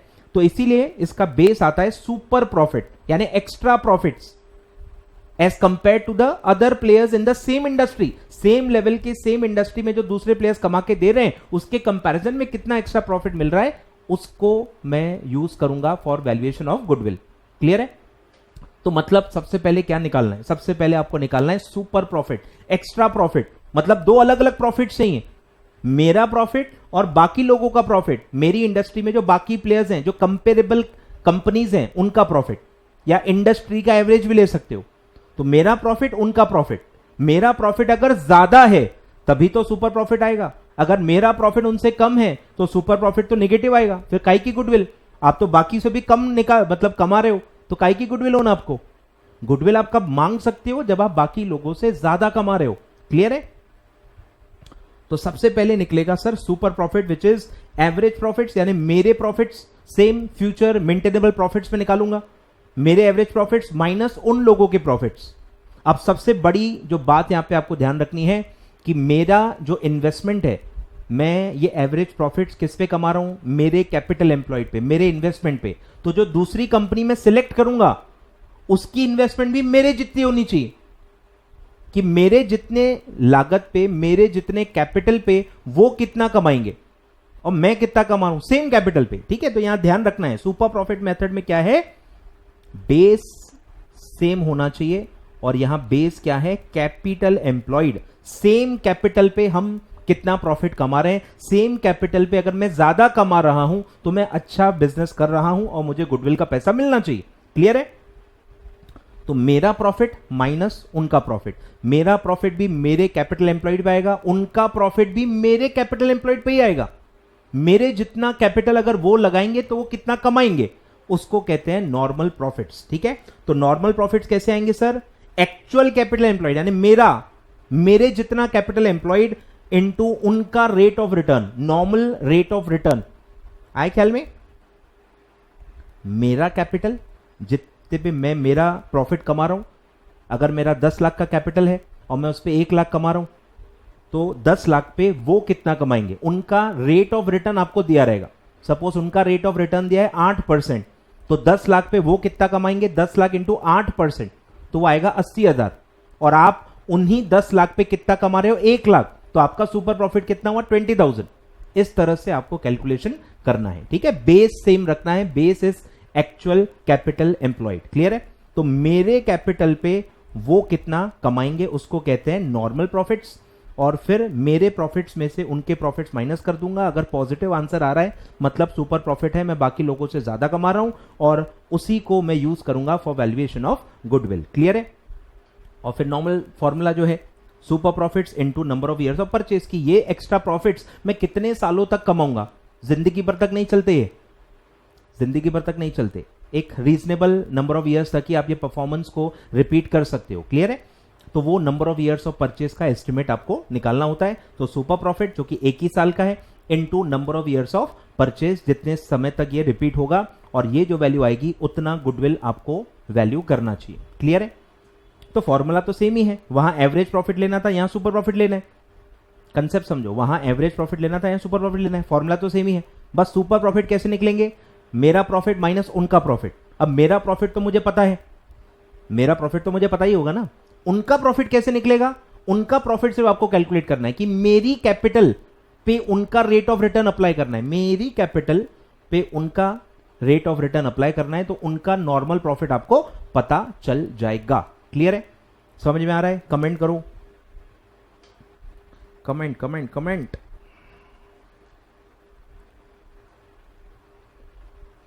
आ रहा है? चलिए अब आते हैं तीसरी मेथड पे, कैपिटलाइजेशन मेथड। कैपिटलाइजेशन मेथड मतलब गुडविल कैपिटल से आएगी, कैपिटल को कंपेयर करेंगे, मेरा कैपिटल और उनका कैपिटल। अब ऑब्वियसली जब मैं कैपिटल कंपेयर कर रहा हूं तो मुझे बेस कॉमन लेना पड़ेगा। बोलो अब बेस क्या होगा, अब तो कैपिटल कंपेयर किया जा रहा है, बात को समझो। जब मेरा कैपिटल का बेस था तो मैं प्रॉफिट कंपेयर कर रहा था, अब जब मैं कैपिटल कंपेयर कर रहा हूं तो मेरा बेस प्रॉफिट होना चाहिए। आए ख्याल में? तो यहां बेस क्या लेना है, प्रॉफिट्स, कि सेम प्रॉफिट कमाने वाले दो अलग अलग कंपनीज सेम प्रॉफिट कमा रहे हैं लेकिन उनका कैपिटल अलग अलग है। सपोज मैं 10 लाख पे 1 लाख कमा रहा हूं और दूसरे कंपनी है 1 लाख कमाने के लिए उनको 12 लाख रुपए का इन्वेस्टमेंट लगता है, तो 1 लाख में 10 लाख पे कमा रहा हूं और 1 लाख वो लोग 12 लाख पे कमा रहे हैं। मैं तो कम लागत में ज्यादा कमा रहा हूं, उतना ही कमा पा रहा हूं जो वो लोग 12 लाख पे कमा रहे हैं। तो कम कैपिटल में अगर मैं कंपैरेटिवली ज्यादा कमा रहा हूं तो जितना मेरे बिजनेस में कम कैपिटल है वही मेरा गुडविल है, वही मेरा गुडविल है। मतलब मेरा वर्थ 12 लाख का है पर मेरी लागत सिर्फ 10 लाख ही है, मतलब वो 2 लाख क्या है, गुडविल है, वो मेरा इंटेंजिबल वैल्यू है। क्लियर है? तो ये होता है कैपिटलाइजेशन मेथड। तो इसके लिए आपको क्या चाहिए, मेरा एक्चुअल कैपिटल एम्प्लॉयड और उनका कितना कैपिटल होगा मेरे जितना कमाने के लिए। सुन रहे हो मेरे वर्ड, सुन रहे हो ना? मेरे जितना कमाने के लिए उनको कितना पैसा लगाना पड़ेगा वो आपको निकालना है। तो यहां बेस क्या कॉमन है, मेरा प्रॉफिट।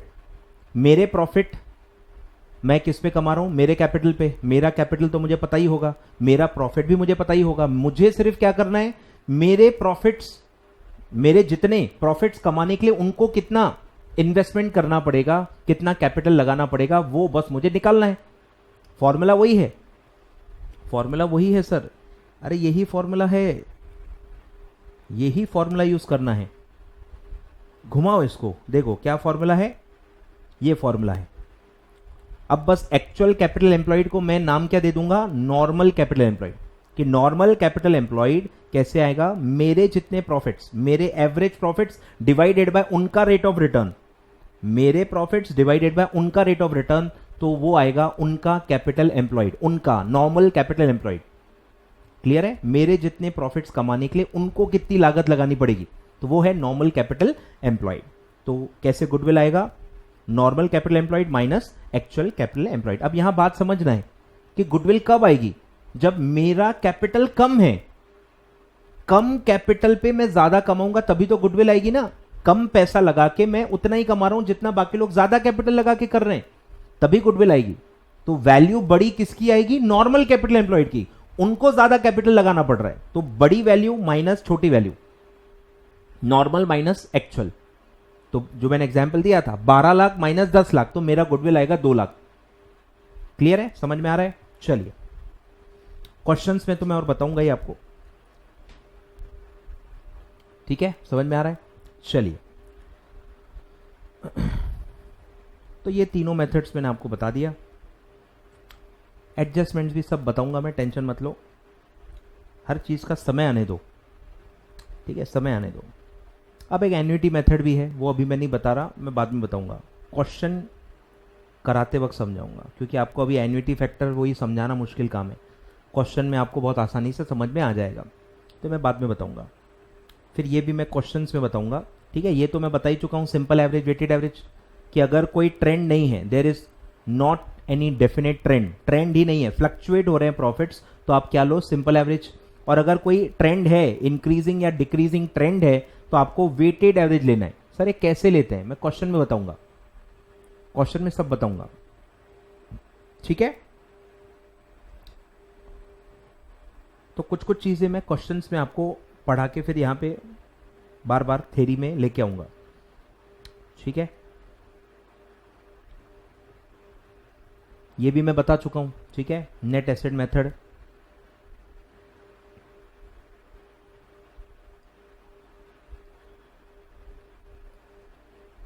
ठीक है, बता चुका हूं पूरा, टेंजिबल, इंटेंजिबल, इन्वेस्टमेंट्स, सबका मार्केट प्राइस लेना है, इन्वेंट्रीज, इन्वेंट्रीज का भी मार्केट प्राइस आपको पता होगा, debtors, miscellaneous expenditure and losses, ठीक है, लाइबिलिटीज, सब ये बता चुका हूँ, यील्ड रेट भी बता चुका हूँ, सारे फॉर्मूलेस भी बता चुका हूँ,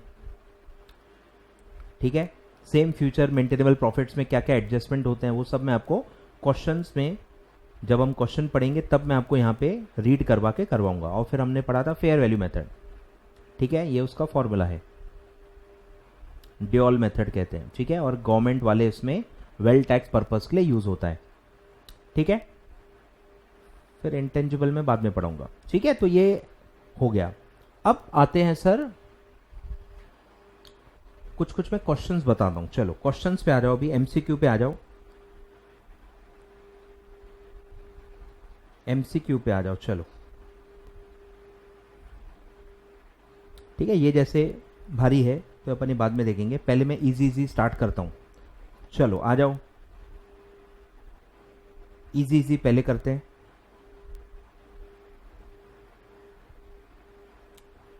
हाँ ये पहले इजी है, इस पे आ जाओ, आ जाओ फटाफट आ जाओ, कैलसी उठा लो, चलिए स्टार्ट करें। चलिए, a firm has a total capital investment of 2,25,000, ठीक है, कैपिटल इन्वेस्टमेंट है 2,25,000,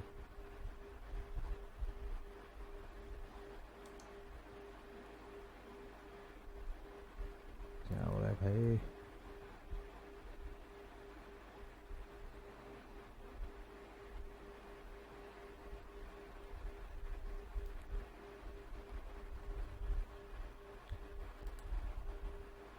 ठीक है।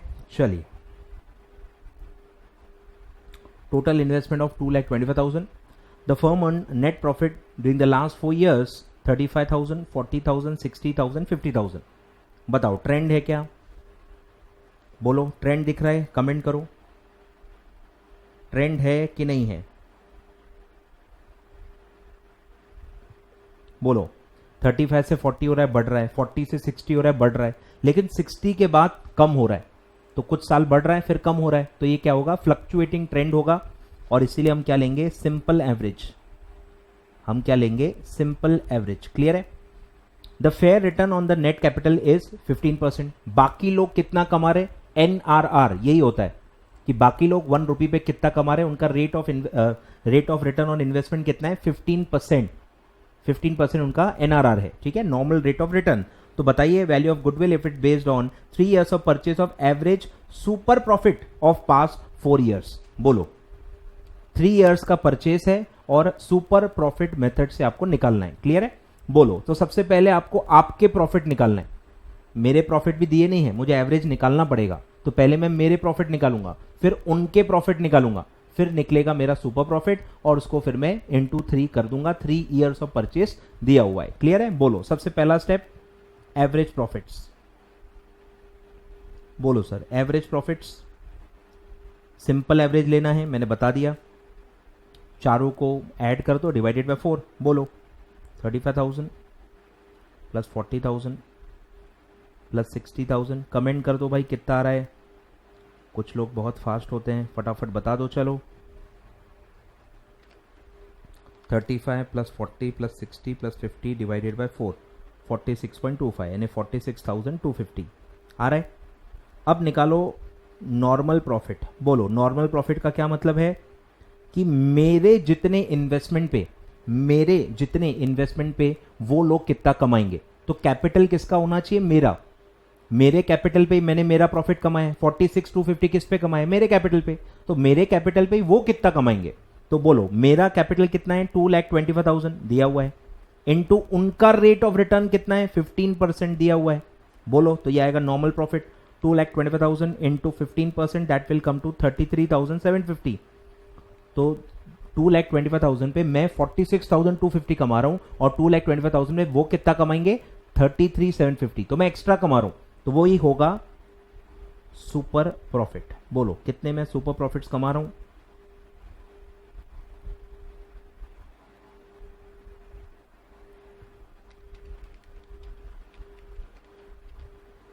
12,500, 12,500 इन 1 year। ठीक है, तो बताओ सर, गुडविल कैसे आएगा, 12,500 into number of years of purchase that is 3 years, तो ये आएगा 37,500। 37,500 आ रहा है, 37,500।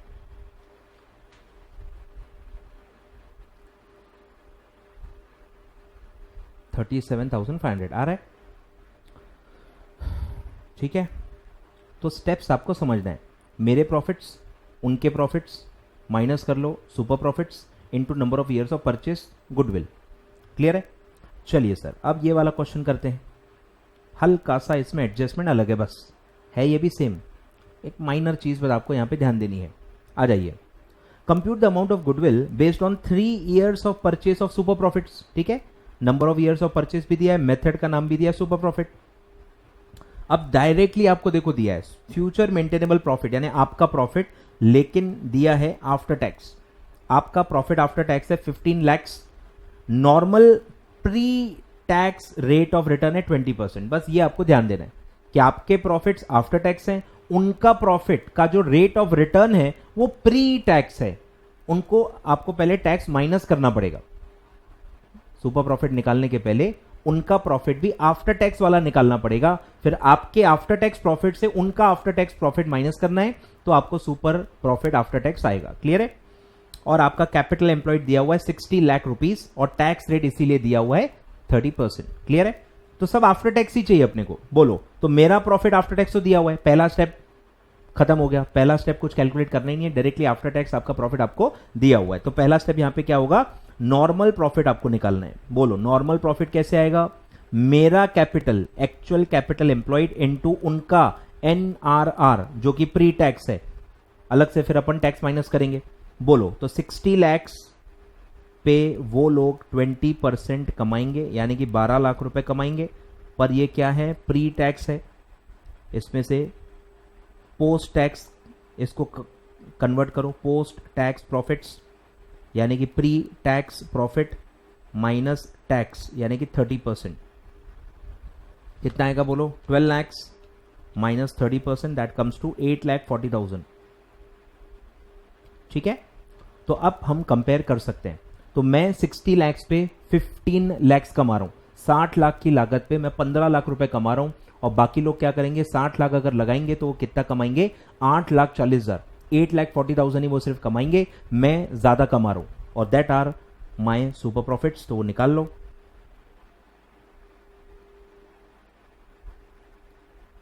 मेरा प्रॉफिट 15 लैक्स माइनस उनका प्रॉफिट 8,40,000, तो मैं कितना एक्स्ट्रा कमा रहा हूं? 6,60,000। तो मेरा गुडविल कितना होगा?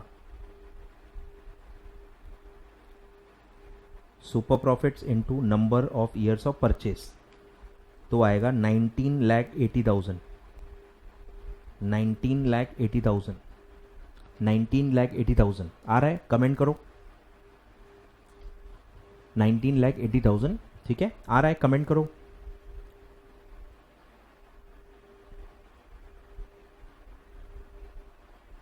ठीक है, अब आते हैं टफ क्वेश्चन पे। ठीक है, इसमें अब मैं हाथों हाथ आपको सारे एडजस्टमेंट्स, उसकी थ्योरी भी आपको मैं बता दूंगा। क्लियर है? सब अच्छे से ध्यान से सुनना है। कोशिश करूंगा मैं कि चीजें रिपीट करूं ताकि आपको अच्छे से समझ में आ जाए। क्लियर है? चलिए स्टार्ट करते हैं। P purchased business from Q on 30th June 2019. Profit earned by Q for the preceding years ended 31st December every year were 2016 41,000, 2017 40,000, 2018 42,000। ठीक है, तीन अलग अलग साल का डेटा दिया है और आपको एडजस्टमेंट्स करने हैं। ठीक है, एडजस्टमेंट्स करने हैं, फिर आपको एवरेज प्रॉफिट लेने हैं और फिर आपको गुडविल निकालना है। ठीक है, अल्टीमेटली गुडविल का ही क्वेश्चन है। क्लियर है? अब कुछ आपको एडजस्टमेंट्स करने हैं। पास्ट प्रॉफिट्स को फ्यूचर मेंटेनेबल प्रॉफिट्स में कन्वर्ट करना है। पास्ट प्रॉफिट्स को फ्यूचर मेंटेनेबल प्रॉफिट्स में कन्वर्ट करना है by adjusting the information given in the question. Clear है? It was ascertained that profits of 2017 included a non recurring item of 1,500। अब यहां एक चीज प्रॉब्लम है कि ये नॉन रिकरिंग आइटम लिखा है, इनकम था कि एक्सपेंस था लिखा नहीं है, पर लैंग्वेज से आपको अज्यूम करना पड़ेगा कि लिखा है प्रॉफिट्स इंक्लूडेड। प्रॉफिट्स में क्या इंक्लूड होता है? इनकम। और क्या मान सकते हैं? ठीक है, तो ये कोई इनकम होगा जो नॉन रिकरिंग इनकम है, हर साल नहीं होगी, आगे चल के ये रिपीट नहीं होने वाली है। एक साल में हो गई, 2017 में हो गई, पर अब आगे चल के नहीं होगी, लेकिन उस प्रॉफिट में तो इंक्लूडेड है ना, तो वहां से हटाना पड़ेगा, वहां से हटाना पड़ेगा। क्लियर है? तो टेबल बना लो। 2016, 17, 18 बोलो। प्रॉफिट्स बिफोर एडजस्टमेंट्स कितने हैं? 41, 40, 42 बोलो। 2017 में आपको ये एडजस्टमेंट करना है कि कोई एक आइटम है जो प्रॉफिट में इंक्लूड हो गई है। प्रॉफिट में इंक्लूड कैसे होती है? ऐड हो गई होगी, बरोबर। प्रॉफिट में इनकम क्या होती है? ऐड होती है, पर ये बार बार रिपीट नहीं होगी, आगे चल के ये इनकम होनी ही नहीं वाली, तो इसको आप हटा दो। क्लियर है? अब ये 2017 में ही इंक्लूडेड है तो 2017 से ही हटाना है। माइनस नॉन रिकरिंग इनकम कितना है? 1,500। क्लियर है? फिर लिखा है प्रॉफिट ऑफ 2018 वॉज रिड्यूस्ड, मतलब ऑलरेडी रिड्यूस हो गया है। आपने कैसे उसको रिड्यूस किया था? By 2,000 due to an extraordinary loss of theft. अब ये भी नॉन ऑपरेटिंग आइटम है, बोलने की जरूरत ही नहीं है, बेसिक्स ऑफ अकाउंट कि बार बार थेफ्ट होगी क्या? एक साल हो गई और उसका लॉस हुआ तो अब आप ये मानोगे कि हर साल थेफ्ट होगी? ऐसे थोड़ी होता है। थेफ्ट एक नॉन ऑपरेटिंग है, एक्स्ट्राऑर्डिनरी इवेंट है, तो एक साल में हो गया, अब बार बार नहीं होगा, तो जिस साल में हुआ था उस साल में आपने लॉस माइनस कर लिया होगा, उसको वापस एड बैक कर लो, मतलब आगे चल के ये लॉस नहीं होगा, मतलब आगे चल के प्रॉफिट ज्यादा होगा, रिवर्सल करना है। क्लियर है? तो लॉस उन्होंने माइनस किया था, मैं वापस एड बैक कर लूंगा। कितना? 2018 से है और कितना है? 2,000 थेफ्ट का लॉस। ठीक है, अब आगे के जो आइटम्स हैं उनका इफेक्ट रिवर्स नहीं करना है, उनका इफेक्ट देना है। आगे के जो एलिमेंट्स हैं वो पढ़ के आपको एक समझ में आएगा कि ये न्यू इफेक्ट्स हैं, ये नए इफेक्ट्स हैं जो आपको लेने हैं, जो अभी तक आए नहीं है, और ये फ्यूचर से रिलेटेड है। अब जब ये फ्यूचर से रिलेटेड है तो या तो आप तीनों सालों में ले लो, यानी एक कॉमन एलिमेंट्स है, ये कोई एक पर्टिकुलर ईयर के लिए नहीं है, ये फ्यूचर से रिलेटेड है। तो इसमें इसलिए मैं क्या करता हूं, मैं एवरेज पहले ले लेता हूं और एवरेज में फिर आप इसको एडजस्ट करो क्योंकि ये फ्यूचर से रिलेटेड है। तो इसमें दो ऑप्शन है, या तो आप तीनों सालों में एडजस्ट कर लो क्योंकि एक कॉमन है, किसी एक पर्टिकुलर ईयर में नहीं है, तीनों में ले लो, उसके बाद जब आप एवरेज लोगे आंसर सेम ही आना है। या फिर आप अभी इस स्टेज पे एवरेज ले लो और आप फिर जो एवरेज प्रॉफिट्स हैं उन पे उस एलिमेंट का इफेक्ट लो। क्लियर है? तो मैं यही स्टेज पे एवरेज ले ले रहा हूं, तो टोटल निकाल लो। बोलो 2016 में तो कुछ था ही नहीं, 41,000 ही आएगा, फिर 40,000 माइनस 1,500 तो एडजस्टेड प्रॉफिट्स आएगा 38,500, और यहां आएगा 42 प्लस 2 तो ये आएगा 44। अब देखो फ्लक्चुएट हो रहे हैं, अलग अलग प्रॉफिट्स है ना, तो सिंपल एवरेज ले लो, सिंपल एवरेज तीनों को ऐड कर दो, 41,000 प्लस 38,500 प्लस 44,000 डिवाइडेड बाय 3 तो ये आएगा 41,167। 41,167 ये क्या है? Profit after adjustments. अब जो कॉमन एडजस्टमेंट्स हैं, जो फ्यूचर से रिलेटेड एडजस्टमेंट है, जो अब हर साल होगा, उनको आप एडजस्ट करो। बोलो annual premium was 2,000 per annum. अब यहां वही प्रॉब्लम पढ़ के आपको लगेगा कि वॉस लिखा है, वॉस लिखा है तो एडजस्ट हो गया होगा, पर ऐसा यहां पे आपको नहीं सोचना है। वैल्यूएशन में जो जो चीजें आपको एडजस्ट करनी है वही दी रहती हैं, ऐसा ही आपको मानना है। जैसे आप बचपन में 11th-12th में फाइनल अकाउंट्स के क्वेश्चन सॉल्व करते थे और एडजस्टमेंट्स में जो भी आपको दिया रहता था उसका इफेक्ट आपको अलग से लेना होता था, वैसे ही यहाँ पे होता है। क्लियर है? मतलब इसको क्या समझना है कि अब आगे चल के एनुअल प्रीमियम 200 रुपए पर एनम आपको भरना है। 200 रुपए पर एनम है, ऑलरेडी पर एनम है, तो सीधे सीधे मैं माइनस करूंगा, ये खर्चा है, माइनस एनुअल प्रीमियम, ठीक है, माइनस करेंगे। लैंग्वेज देखो ऐसी जाती है क्वेश्चन में, ठीक है, लैंग्वेज से जितना जल्दी आप रूबरू हो जाओ आपको उतना अटपटा नहीं लगेगा। क्लियर है? फिर है P at the time of purchasing the business was employed with Sufital associates and was getting 500 per month. अब ये भी काफी लोगों को नहीं समझ में आता कि इसका करना क्या है। अब वो बिजनेस के पहले कहीं जॉब करता था, अब वो बिजनेस खरीद रहा है किसी और का, और अब वहां पे काम करेगा, तो ऑब्वियसली उसकी पगार बंद हो जाएगी, उसकी पर्सनल लेवल पे पगार बंद हो जाएगी, और वो जहां काम करेगा मतलब अपने बिजनेस में काम करेगा तो वहां से अब वो पैसा उठाएगा, मतलब ये अब बिजनेस का खर्चा बनने वाला है। 500 पर मंथ जो पहले वो खुद कमाता था, पर्सनली कमाता था, पर अब वो जॉब छोड़ रहा है क्योंकि अभी वो अपने बिजनेस में काम करेगा और आपको उसमें उसका एडजस्टमेंट करना है। 500 पर मंथ का अब वो अपने बिजनेस से खर्चा उठाने वाला है और वो आगे चल के उतना खर्चा अपना बढ़ने वाला है। क्लियर है? और दिया ये देखो कि पहले फिर क्या अपने यहां कोई काम नहीं करता था क्या? वो आके यहां काम करेगा, तो यहां क्या पहले कोई काम नहीं करता था? यहां ऑलरेडी एक मैनेजर था, अब उसको अब निकाल दोगे तो उसका कुछ खर्चा ऑलरेडी डेबिट हो रहा होगा हर साल में इक्वली, अब वो बंद हो जाएगा। तो एक खर्चा बंद हो रहा है, दूसरा खर्चा चालू हो रहा है, तो जो खर्चा हो रहा था उसको रिवर्स करो। मैनेजर पहले था, उसका कितना था? Manager who at present is getting 350 per month, तो अभी मेरे हर साल के प्रॉफिट में 350 माइनस हो चुका होगा पर मंथ, पर मंथ है वो, ठीक है, तो वो अभी माइनस हो चुका होगा, पर अब आगे चल के होगा ही नहीं क्योंकि मैनेजर को मैं निकाल दूंगा, तो ऐड बैक कर लो, इतना प्रॉफिट अब बढ़ जाएगा क्योंकि मैनेजर की सैलरी अब देनी नहीं पड़ेगी, तो ऐड बैक मैनेजर सैलरी, क्योंकि मैनेजर डिसकंटिन्यू हो जाएगा, तो 350 इंटू 12 करना भूलना नहीं है। 200 रुपए में इंटू 12 क्यों नहीं किया? क्योंकि वो पर एनम था, पर एनम ही था भाई, वो क्यों मैं इंटू 12 करूं? ये पर मंथ है, तो 350 इंटू 12 तो ये आएगा 4,200। तो मेरा 4,200 से अब प्रॉफिट ज्यादा आएगा बिकॉज मैंने मैनेजर को डिसकंटिन्यू कर लिया है। लेकिन अब क्योंकि ओनर जो था, जो कहीं जॉब कर रहा था, वो छोड़ देगा, अब वो अपने बिजनेस में काम करेगा, तो 500 रुपए भी वो उठाएगा, मैनेजर के जगह पे वो काम करेगा, तो अब उसका खर्चा आपको अब बुक करना पड़ेगा। आगे चल के उसको अब आपको 500 पर मंथ देना है, तो माइनस ओनर सैलरी, ये अकाउंटिंग नहीं हो रही है, ये वैल्यूएशन हो रहा है, तो इसमें खुद की सैलरी अपन ले सकते हैं, टेंशन मत लो। तो 500 इंटू 12 6000, क्लियर है। अब ये खर्चा आ जाएगा तो निकालो।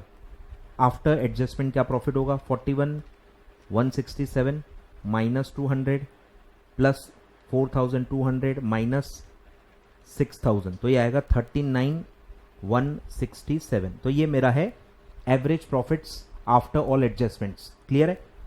और फिर बोला है गुडविल बताओ, goodwill is calculated at 2 years purchase of the average profits, ठीक है। एवरेज प्रॉफिट्स निकल गए, बस अब इंटू 2 कर लो, बोलो। Goodwill is equal to 39,167 into 2,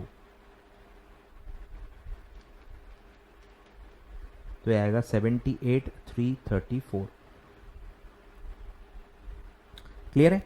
आ रहा है कुछ समझ में, लॉजिक्स बस आपको पकड़ने हैं कि क्या हुआ है, उसको कैसे रिवर्स करना है, कहां कहां रिवर्स करना है, कहां कहां फ्यूचर की चीजें दी हैं और उसको हमको अब नया एडजस्टमेंट करना है। समझ में आ रहा है। तो दो टाइप के ऐसे एडजस्टमेंट होते हैं, एक है जिनका इफेक्ट आ गया है पर वो आगे चल के रिपीट होंगे ही नहीं, तो उसको रिवर्स करना होता है। अब दो ही आइटम हो सकते हैं, या तो खर्चा या तो कमाई। कमाई ऐड हो चुकी होती है, कमाई ऐड हो चुकी होती है तो उसको माइनस करेंगे, और खर्चा माइनस हो चुका होता है उसको ऐड बैक करेंगे। तो बस यही लॉजिक है, यही लॉजिक यूज करने हैं। ओल्ड सिलेबस वाले तो ऑलरेडी ये लॉजिक्स मैनेजरल रेम्यूनरेशन में यूज कर ही रहे हैं, और इवन आप ओल्ड के हो, न्यू के हो, या इवन कोई भी कोर्स के हो, इनकम टैक्स में पीजीबीपी में तो आप यही कर रहे हो। विवेक सर से पढ़ ही रहे होंगे, पीजीबीपी में याद है एड लेस करते हैं, उन्होंने ले लिया है पर अलाउड नहीं है, एड बैक करो। याद आ रहा है क्या? डेप्रिसिएशन का भी आप एडजस्टमेंट करते हो कि नहीं करते हो, सेक्शन 32 के हिसाब से। तो इनकम टैक्स में भी आप यही करते हो, वो ही है, वही लॉजिक्स है। खर्चा है कि कमाई है ये देखना है, खर्चा या लॉस है तो माइनस हो चुका होगा, आपको एड बैक करना है, कमाई है तो ऐड हो गई होगी, आपको लेस करना है। तो non recurring, non operating, extra ordinary, ये सारे एलिमेंट्स आपको दिए जाते हैं और उसी को आपको एडजस्ट करना होता है। और कुछ नए खर्चे दिए जाते हैं, नया मैनेजर अपॉइंट किया, कुछ नया हो गया, वो सब आपको एडजस्ट करना होता है। आ रहा है कुछ समझ में? तो ये पूरा उसका इफेक्ट है। अब इससे रिलेटेड कुछ थ्योरी है, मैं आपको थोड़ा सा ऊपर ऊपर से बता देता हूं कि ये फ्यूचर मेंटेनेबल प्रॉफिट निकालते वक्त आपको क्या क्या एडजस्टमेंट्स करने होते हैं। क्लियर है? ये रहा। तो ये होते हैं कि पास्ट प्रॉफिट्स को डायरेक्टली फ्यूचर प्रॉफिट्स आप नहीं मान सकते कि पास्ट में कुछ आपने आइटम्स लिए थे, कुछ उस वक्त के खर्चे होंगे, ये होंगे, अब वो फ्यूचर में रहेंगे कि नहीं रहेंगे, ये सब आपको सोचना होता है। तो कुछ एडजस्टमेंट्स करना बहुत ज्यादा जरूरी हो जाता है। तो क्या क्या करना है, तो उसमें पूरा देखो दिया है। एलिमिनेशन ऑफ एबनॉर्मल लॉस, कोई भी टाइप का एबनॉर्मल लॉस हुआ है कोई भी एक साल में, जो आपने उस साल तो ले ही लिया होगा, उस साल का प्रॉफिट लॉस आप निकाल रहे हो तो उस साल तो आपने ले ही लिया होगा, लेकिन अब आगे तो वो होगा ही नहीं ना, तो हटाओ। तो सारे एबनॉर्मल लॉसेस आपको हटाने हैं, arising out of strikes, lockout, fire, theft etcetera. ठीक है, तो सारे एबनॉर्मल लॉसेस आपको हटाने। अब लॉसेस ऑलरेडी माइनस हो चुके होते हैं, आपको क्या करना पड़ेगा? Add back. ठीक है, तो ऐड बैक करो सारे के सारे एबनॉर्मल लॉसेस, और कोई एबनॉर्मल गेन हुई होगी तो वो ऐड हो गई होगी, अब आप माइनस कर लो। ठीक है, तो माइनस एबनॉर्मल गेन। क्लियर है? तो ये एबनॉर्मल वाले आइटम आ गए। फिर है प्रॉफिट और loss figures which contain abnormal loss should be either ignored और एलिमिनेटेड। ठीक है, नए वाले कुछ दिए हैं, इग्नोर करना है मतलब वही रिवर्स करना है, उसका इफेक्ट नलीफाई करना है, वो दिया है देखो। Similarly if there is any abnormal gain included in the past profits that needs elimination, यानी आपको रिवर्स करना है। ठीक है, फिर कोई नॉन ट्रेडिंग एक्टिविटी है जो आपका रोज का काम नहीं है, नॉन ट्रेडिंग, नॉन ऑपरेटिंग, जो रोज का काम नहीं है, खर्चा या कमाई, वो आप हटा दो। ठीक है, तो वो दिया है इंटरेस्ट और डिविडेंड और any other income from non trading assets needs elimination because capital employed use for valuation of goodwill comprises of only of trading assets. तो जो आप कैपिटल एम्प्लॉयड लेते हो हर जगह, वो आपका ऑपरेटिंग एसेट है। ऑपरेटिंग एक्टिविटी में जो आप एसेट लगा चुके हो, ऑपरेटिंग एसेट्स ही हम लेते हैं कैपिटल एम्प्लॉयड में, इसलिए इनकम में भी ऑपरेटिंग इनकम ही लेनी है। मतलब एसेट्स में से नॉन ऑपरेटिंग एसेट हटा दो, जैसे इन्वेस्टमेंट्स, कोई नॉन ऑपरेटिंग इन्वेस्टमेंट्स है आपकी, रोज का काम नहीं है, वन टाइम एक्टिविटी थी, आपने इन्वेस्टमेंट कर दिया, तो वो कैपिटल एम्प्लॉयड से भी आपको इन्वेस्टमेंट हटाना पड़ेगा। और वो इन्वेस्टमेंट की जो इनकम पीएनएल में गई होगी वो भी हटानी पड़ेगी। तो सारे non trading non operating items आपको हटाने हैं। एसेट है तो एसेट से हटाना है, इनकम में तो इनकम से हटाना है, एक्सपेंस में तो एक्सपेंस में हटाना है। हर जगह non trading non operating item जो आपका रोज का काम नहीं है वो आपको एलिमिनेट करना पड़ेगा। क्लियर है? फिर एक आता है टैक्स का रेट अगर बदल गया। पास्ट में 30% टैक्स रेट था, अभी आगे चल के लेकिन गवर्नमेंट ने टैक्स रेट बढ़ा दिया है, 40% कर दिया है, तो आप क्या करोगे? 30 को रिवर्स करोगे, 30 को रिवर्स करोगे, पैट को वापस पीबीटी में कन्वर्ट करोगे और फिर नए सिरे से 40% आप चार्ज करोगे। सर एग्जाम्पल दे दो। ठीक है सर, एग्जाम्पल ले लो। मेरा प्रॉफिट आफ्टर टैक्स है 1 लाख रुपए, राउंड फिगर ले लो, चलो 1 लाख रुपए मेरा प्रॉफिट आफ्टर टैक्स है, और ये प्रॉफिट आफ्टर टैक्स आपने 30% टैक्स चार्ज करके कैलकुलेट किया होगा। अब लेकिन नया जो न्यू रेट ऑफ टैक्स है वो है 40%। गवर्नमेंट ने टैक्स रेट बढ़ा दिया तो आगे चल के तो 40 लगेगा। तो अब इसको कैसे एडजस्ट करेंगे? तो आपको पहले रिवर्स करना पड़ेगा। पहले आपको पैट से वापस पीबीटी में आना पड़ेगा। अब बेस कन्वर्जन लगेगा, मैथमेटिक्स आएगा, कुछ लोगों को पसीने आएंगे, तो ध्यान देना है। तो कैसे कैलकुलेशन होता है पहले मैं वो बताता हूं कि PAT is equal to PBT 1 minus tax. ये रेट, ये फॉर्मूला होता है जो आप एफएम में भी पढ़ोगे कि आफ्टर टैक्स कैसे निकलता है। बिफोर टैक्स के प्रॉफिट्स लो, उसमें से टैक्स माइनस कर दो। टैक्स माइनस करने का ये फॉर्मूला होता है 1 माइनस टी। ठीक है, तो टैक्स रेट यहां पे क्या है? 30%। 30% मतलब 0.3, डेसिमल में लेते हैं टी को।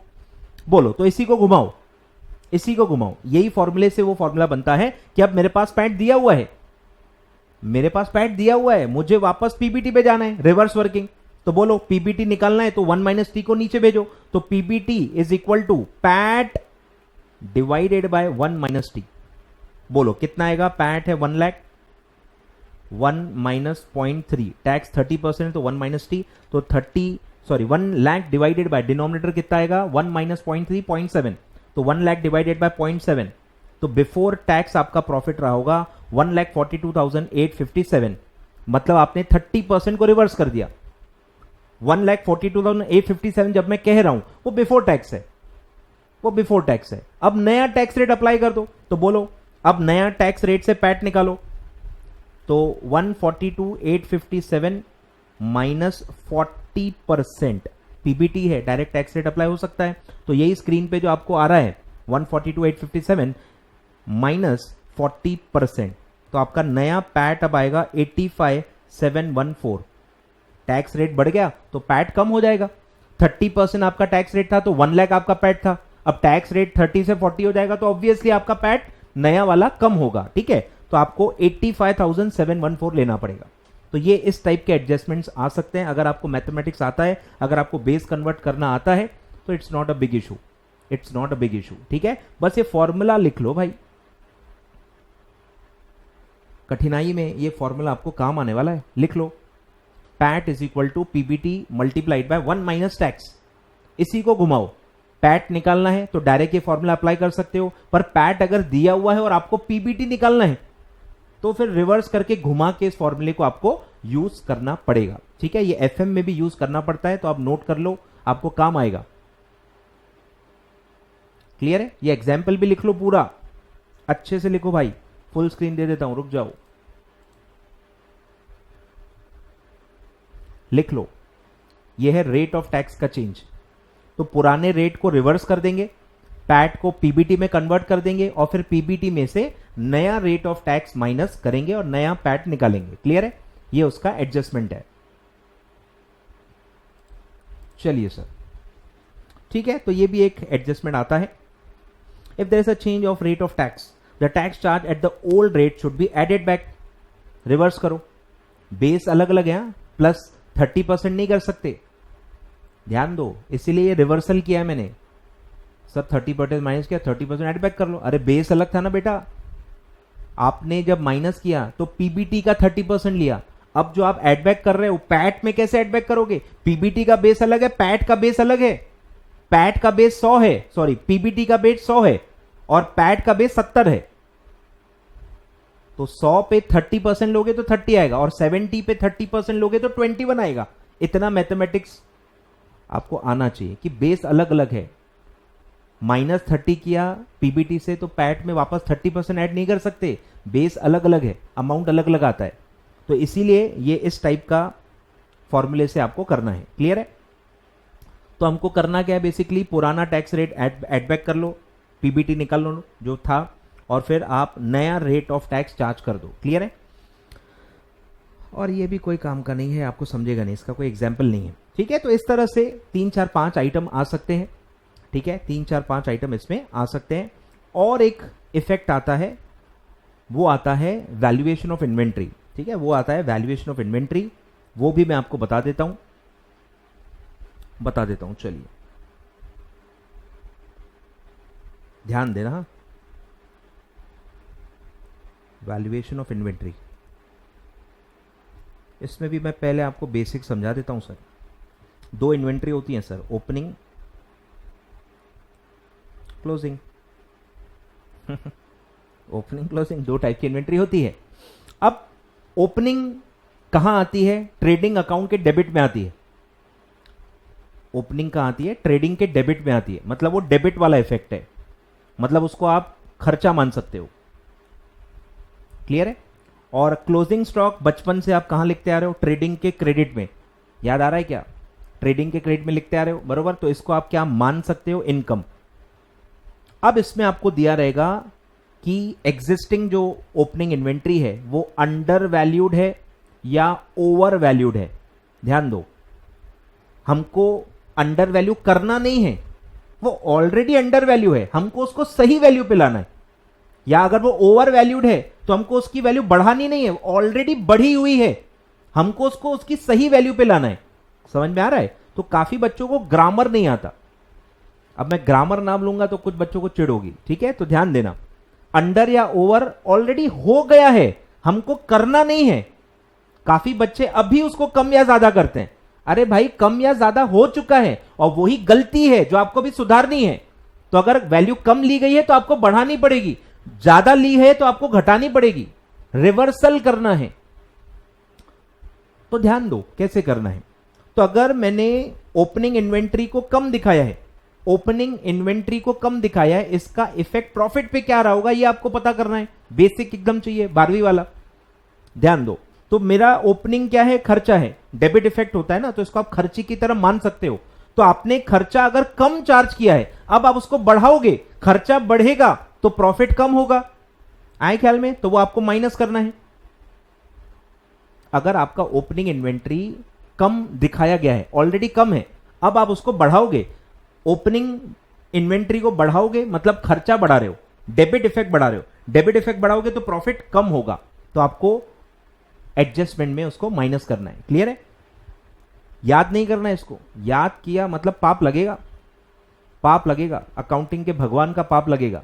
याद नहीं करना है, इसी तरह सोचना है जैसे मैं बता रहा हूं कि ओपनिंग स्टॉक डेबिट इफेक्ट है, मतलब वो खर्चे के समान है, खर्चा ऑलरेडी कम है, ऑलरेडी कम है, अभी उसको बढ़ाएंगे, खर्चा बढ़ाएंगे तो प्रॉफिट कम होगा, तो प्रॉफिट में से हम माइनस करेंगे।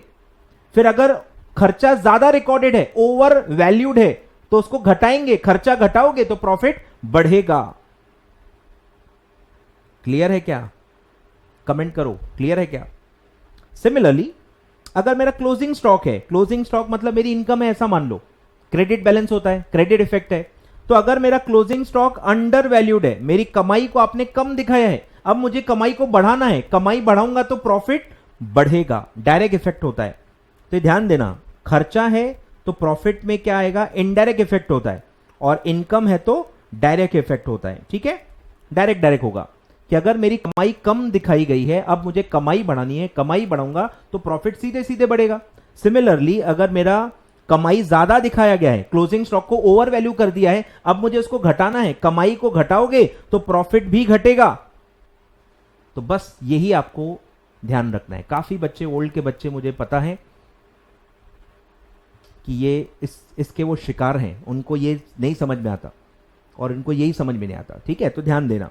अब इसमें एक और इफेक्ट आता है, ये तो जिस साल में हो रहा है उस साल की बात है, ये जिस साल में हो रहा है वो उस साल की बात है। अब अगर मैं इस साल के ओपनिंग को कुछ भी कर रहा हूं तो यही इस साल का जो ओपनिंग है ये पिछले साल का क्या रहा होगा? क्लोजिंग। तो मुझे पिछले साल के प्रॉफिट में भी उल्टा इफेक्ट देना पड़ेगा।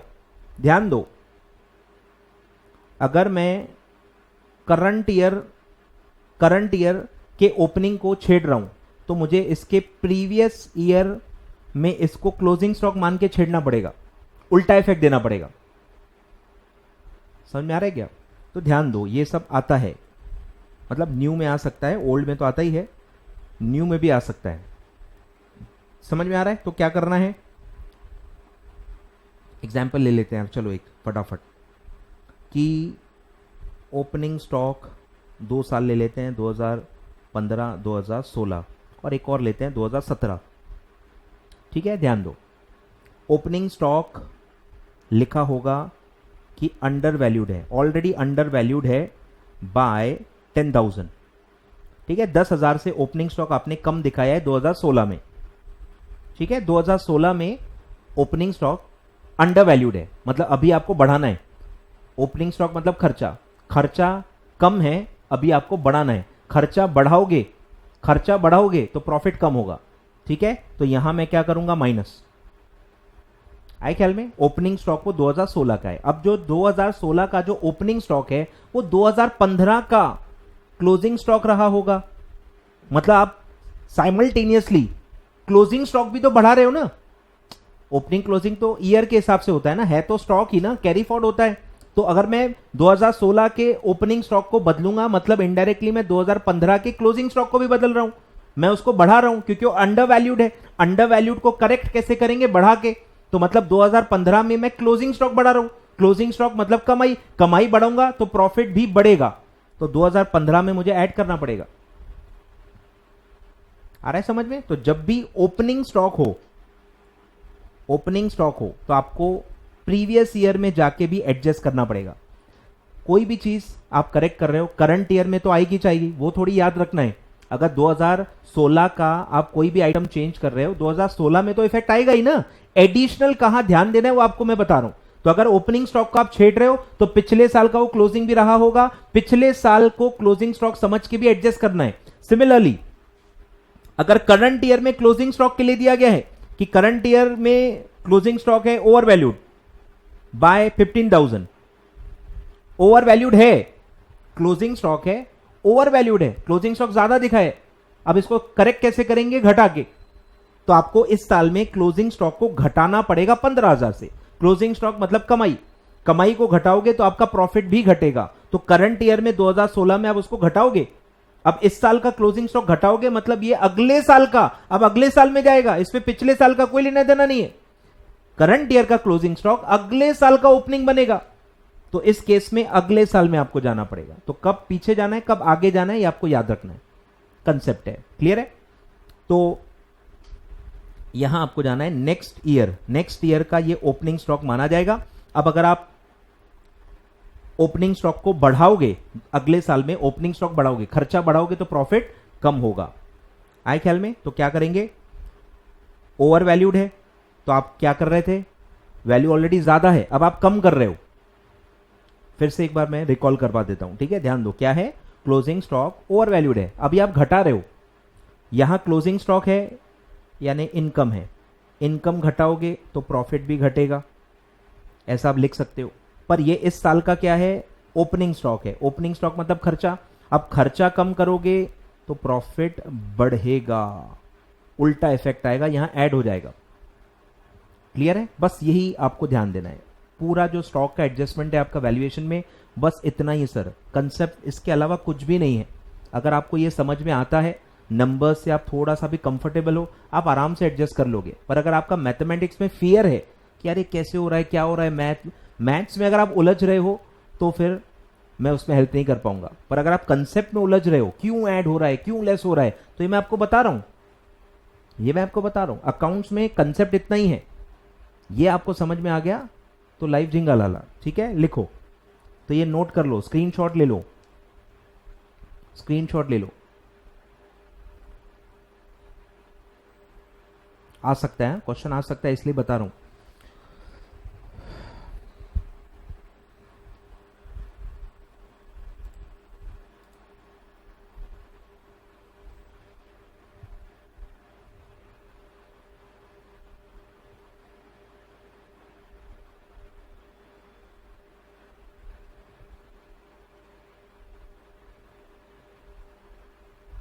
ठीक है, आप स्क्रीनशॉट ले लो, या आप बाद में देख रहे हो, प्रीमियर नहीं देख रहे हो, बाद में देख रहे हो, तो आप पॉज करके लिख लो। ठीक है, मैं आगे बढ़ता हूं।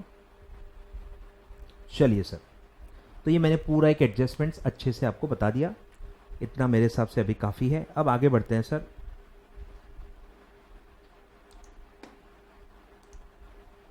कुछ क्वेश्चंस को आगे बढ़ाते हैं। चलिए, ये हो गया। अब कैपिटलाइजेशन मेथड पे आ जाओ। बस कैपिटलाइजेशन मेथड के क्वेश्चन देखते हैं, फिर अपन कल आगे बढ़ेंगे। ठीक है, फटाफट आ जाओ। चलो, कैपिटलाइजेशन मेथड आ जाओ, कैल्सी रेडी रखना। चलिए sir, find the goodwill of company from the following information. Total capital employed 8 lakh, आपका कैपिटल है 8 लाख रुपए।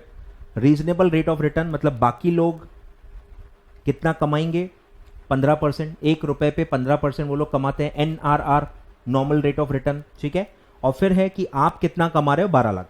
अब ये थोड़ा देखो अनरियलिस्टिक है कि आपकी लागत ही 8 लाख है, आपकी लागत ही 8 लाख है, 8 लाख पे आप 12 लाख कमा रहे हो, थोड़ा एक्स्ट्राऑर्डिनरी है। तो आंसर भी जब आएगा तो थोड़ा अटपटा लगेगा आपको। ठीक है, तो मैं 8 लाख मैंने लागत लगाई है और मैं 12 लाख कमा रहा हूं। ठीक है, और बाकी लोग 1 रुपए पे 15% कमाते हैं। अब मुझे क्या निकालना है, मेरा कैपिटल तो मुझे पता ही है। कैपिटलाइजेशन मेथड जैसे ही नाम सुने आया, आपको क्या याद आना चाहिए कंसेप्ट, कि हम कैपिटल का डिफरेंस निकालेंगे कि मेरा कैपिटल कितना है और उनका कैपिटल कितना है। मेरा कैपिटल देखो दिया हुआ है, मुझे सिर्फ एक ही स्टेप कैलकुलेट करनी है कि उनका कैपिटल कितना होगा। मेरे जितना कमाने के लिए उनको कितना कैपिटल लगाना पड़ेगा। तो मेरा प्रॉफिट बेस होगा यहां पे। ठीक है, तो नॉर्मल कैपिटल एम्प्लॉयड, उनका कैपिटल कितना होगा, मेरी जो कमाई है 12 लाख, मेरी कमाई डिवाइडेड बाय उनका रेट, मेरी कमाई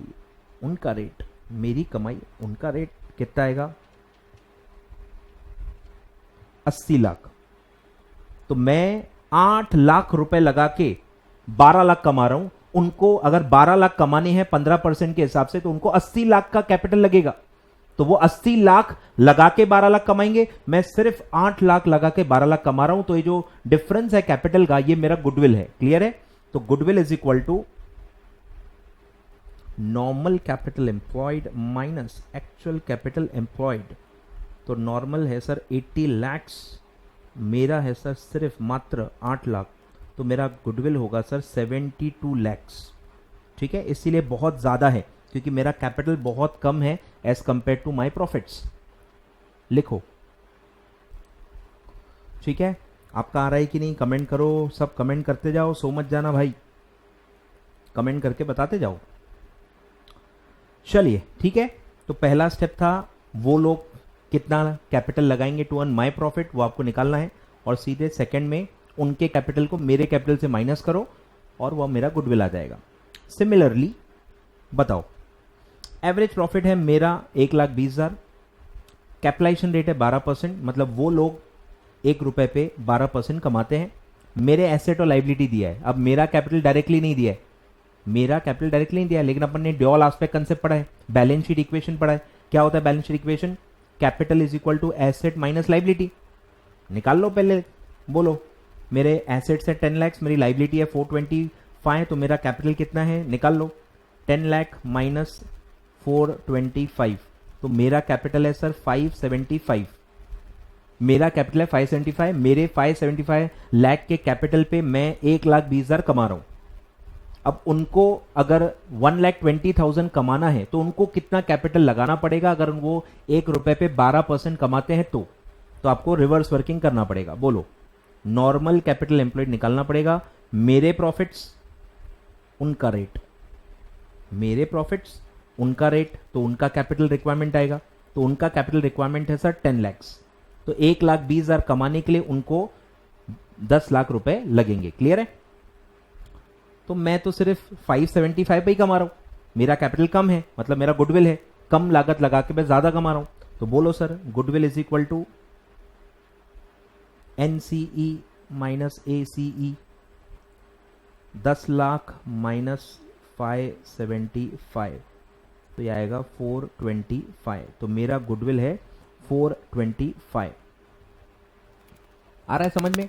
बस एक स्टेप एक्स्ट्रा है इसमें, एक स्टेप एक्स्ट्रा है कि भाई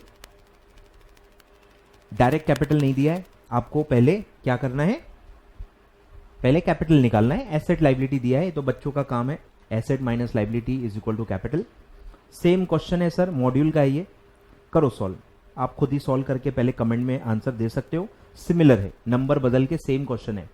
बोलो पहला स्टेप, मैं जब तक सॉल्व कर रहा हूं आंसर निकाल लो, ठीक है। बोलो capital is equal to A minus L, 4 lakhs minus 170, तो ये आएगा 230, तो मेरा कैपिटल है 230। सेकेंड, अब उनका मुझे कैपिटल निकालना है, तो मेरा प्रॉफिट 48,000, उनका रेट ऑफ रिटर्न 12%, तो मेरे जितना कमाने के लिए उनको कितना लगेगा, 4 लाख रुपए, ठीक है। मैं सिर्फ 2,30,000 रुपये उतना कमा रहा हूं, मेरा कैपिटल कम है, तो goodwill is equal to 4 lakh उनका कैपिटल माइनस 2,30,000 मेरा कैपिटल, तो मेरा गुडविल होगा 1,70,000। क्लियर है, सेम है पूरा। कमेंट करो, कमेंट करो, कमेंट करो, ठीक है। तो आज के लिए मेरे हिसाब से काफ़ी है, टाइम भी हो गया है, ठीक है। चलिए, तो कल मैं आगे बढ़ूंगा और थ्योरी आगे बढ़ेंगे, और फिर मैं एन्युटी मेथड ये वो सब एक एक करके जैसा मेरा होता है मैं आपको बताते जाऊंगा। कल हम सबसे पहले मैं इंटेंजिबल एसेट्स की थ्योरी पढ़ा दूंगा, ठीक है। ये जो है पहले मैं ये पढ़ा दूंगा, पूरा इंटेंजिबल एसेट्स, उसके ट्रीटमेंट्स, ये सब मैं पढ़ा दूंगा। इंटरनली जनरेटेड गुडविल के बारे में बता दूंगा, सारे पंचवर्ड जो एमसीक्यू में आपको आ सकते हैं वो भी बता दूंगा। उसके बाद फिर मैं गुडविल के वही एन्युटी मेथड बता दूंगा। फिर हम वहां से चालू करेंगे वैल्यूएशन ऑफ इक्विटी शेयर, फिर मैं एनएवी मेथड पूरा फिर से एक बार बता दूंगा, फिर उसके क्वेश्चन बताऊंगा, फिर हम अर्निंग वाली देखेंगे, फिर उसका क्वेश्चन देखेंगे, ऐसे कर करके एक एक करके हम आगे बढ़ेंगे। और फिर उसके बाद जो कुछ एफएम से रिलेटेड आपको है, cost of capital, weighted average cost of capital, CAPM method भी है आपको, सब मैं वो लास्ट डे पे लेने वाला हूं। क्लियर है, तो आज के लिए इतना ही है। काफ़ी थ्योरी मैंने आपको बता दी है, सारे मेथड्स मैंने आपको समझा दिए, क्या चीज़ों पे ध्यान देना है, सब चीज़ें मैंने बता दी। गुडविल भी पूरे तीनों मेथड्स बता दिए, गुडविल के तीनों मेथड्स के क्वेश्चन भी आपको मैंने करवा दिए। क्लियर है, तो ये था हमारा वैल्यूएशन डे 1, ठीक है।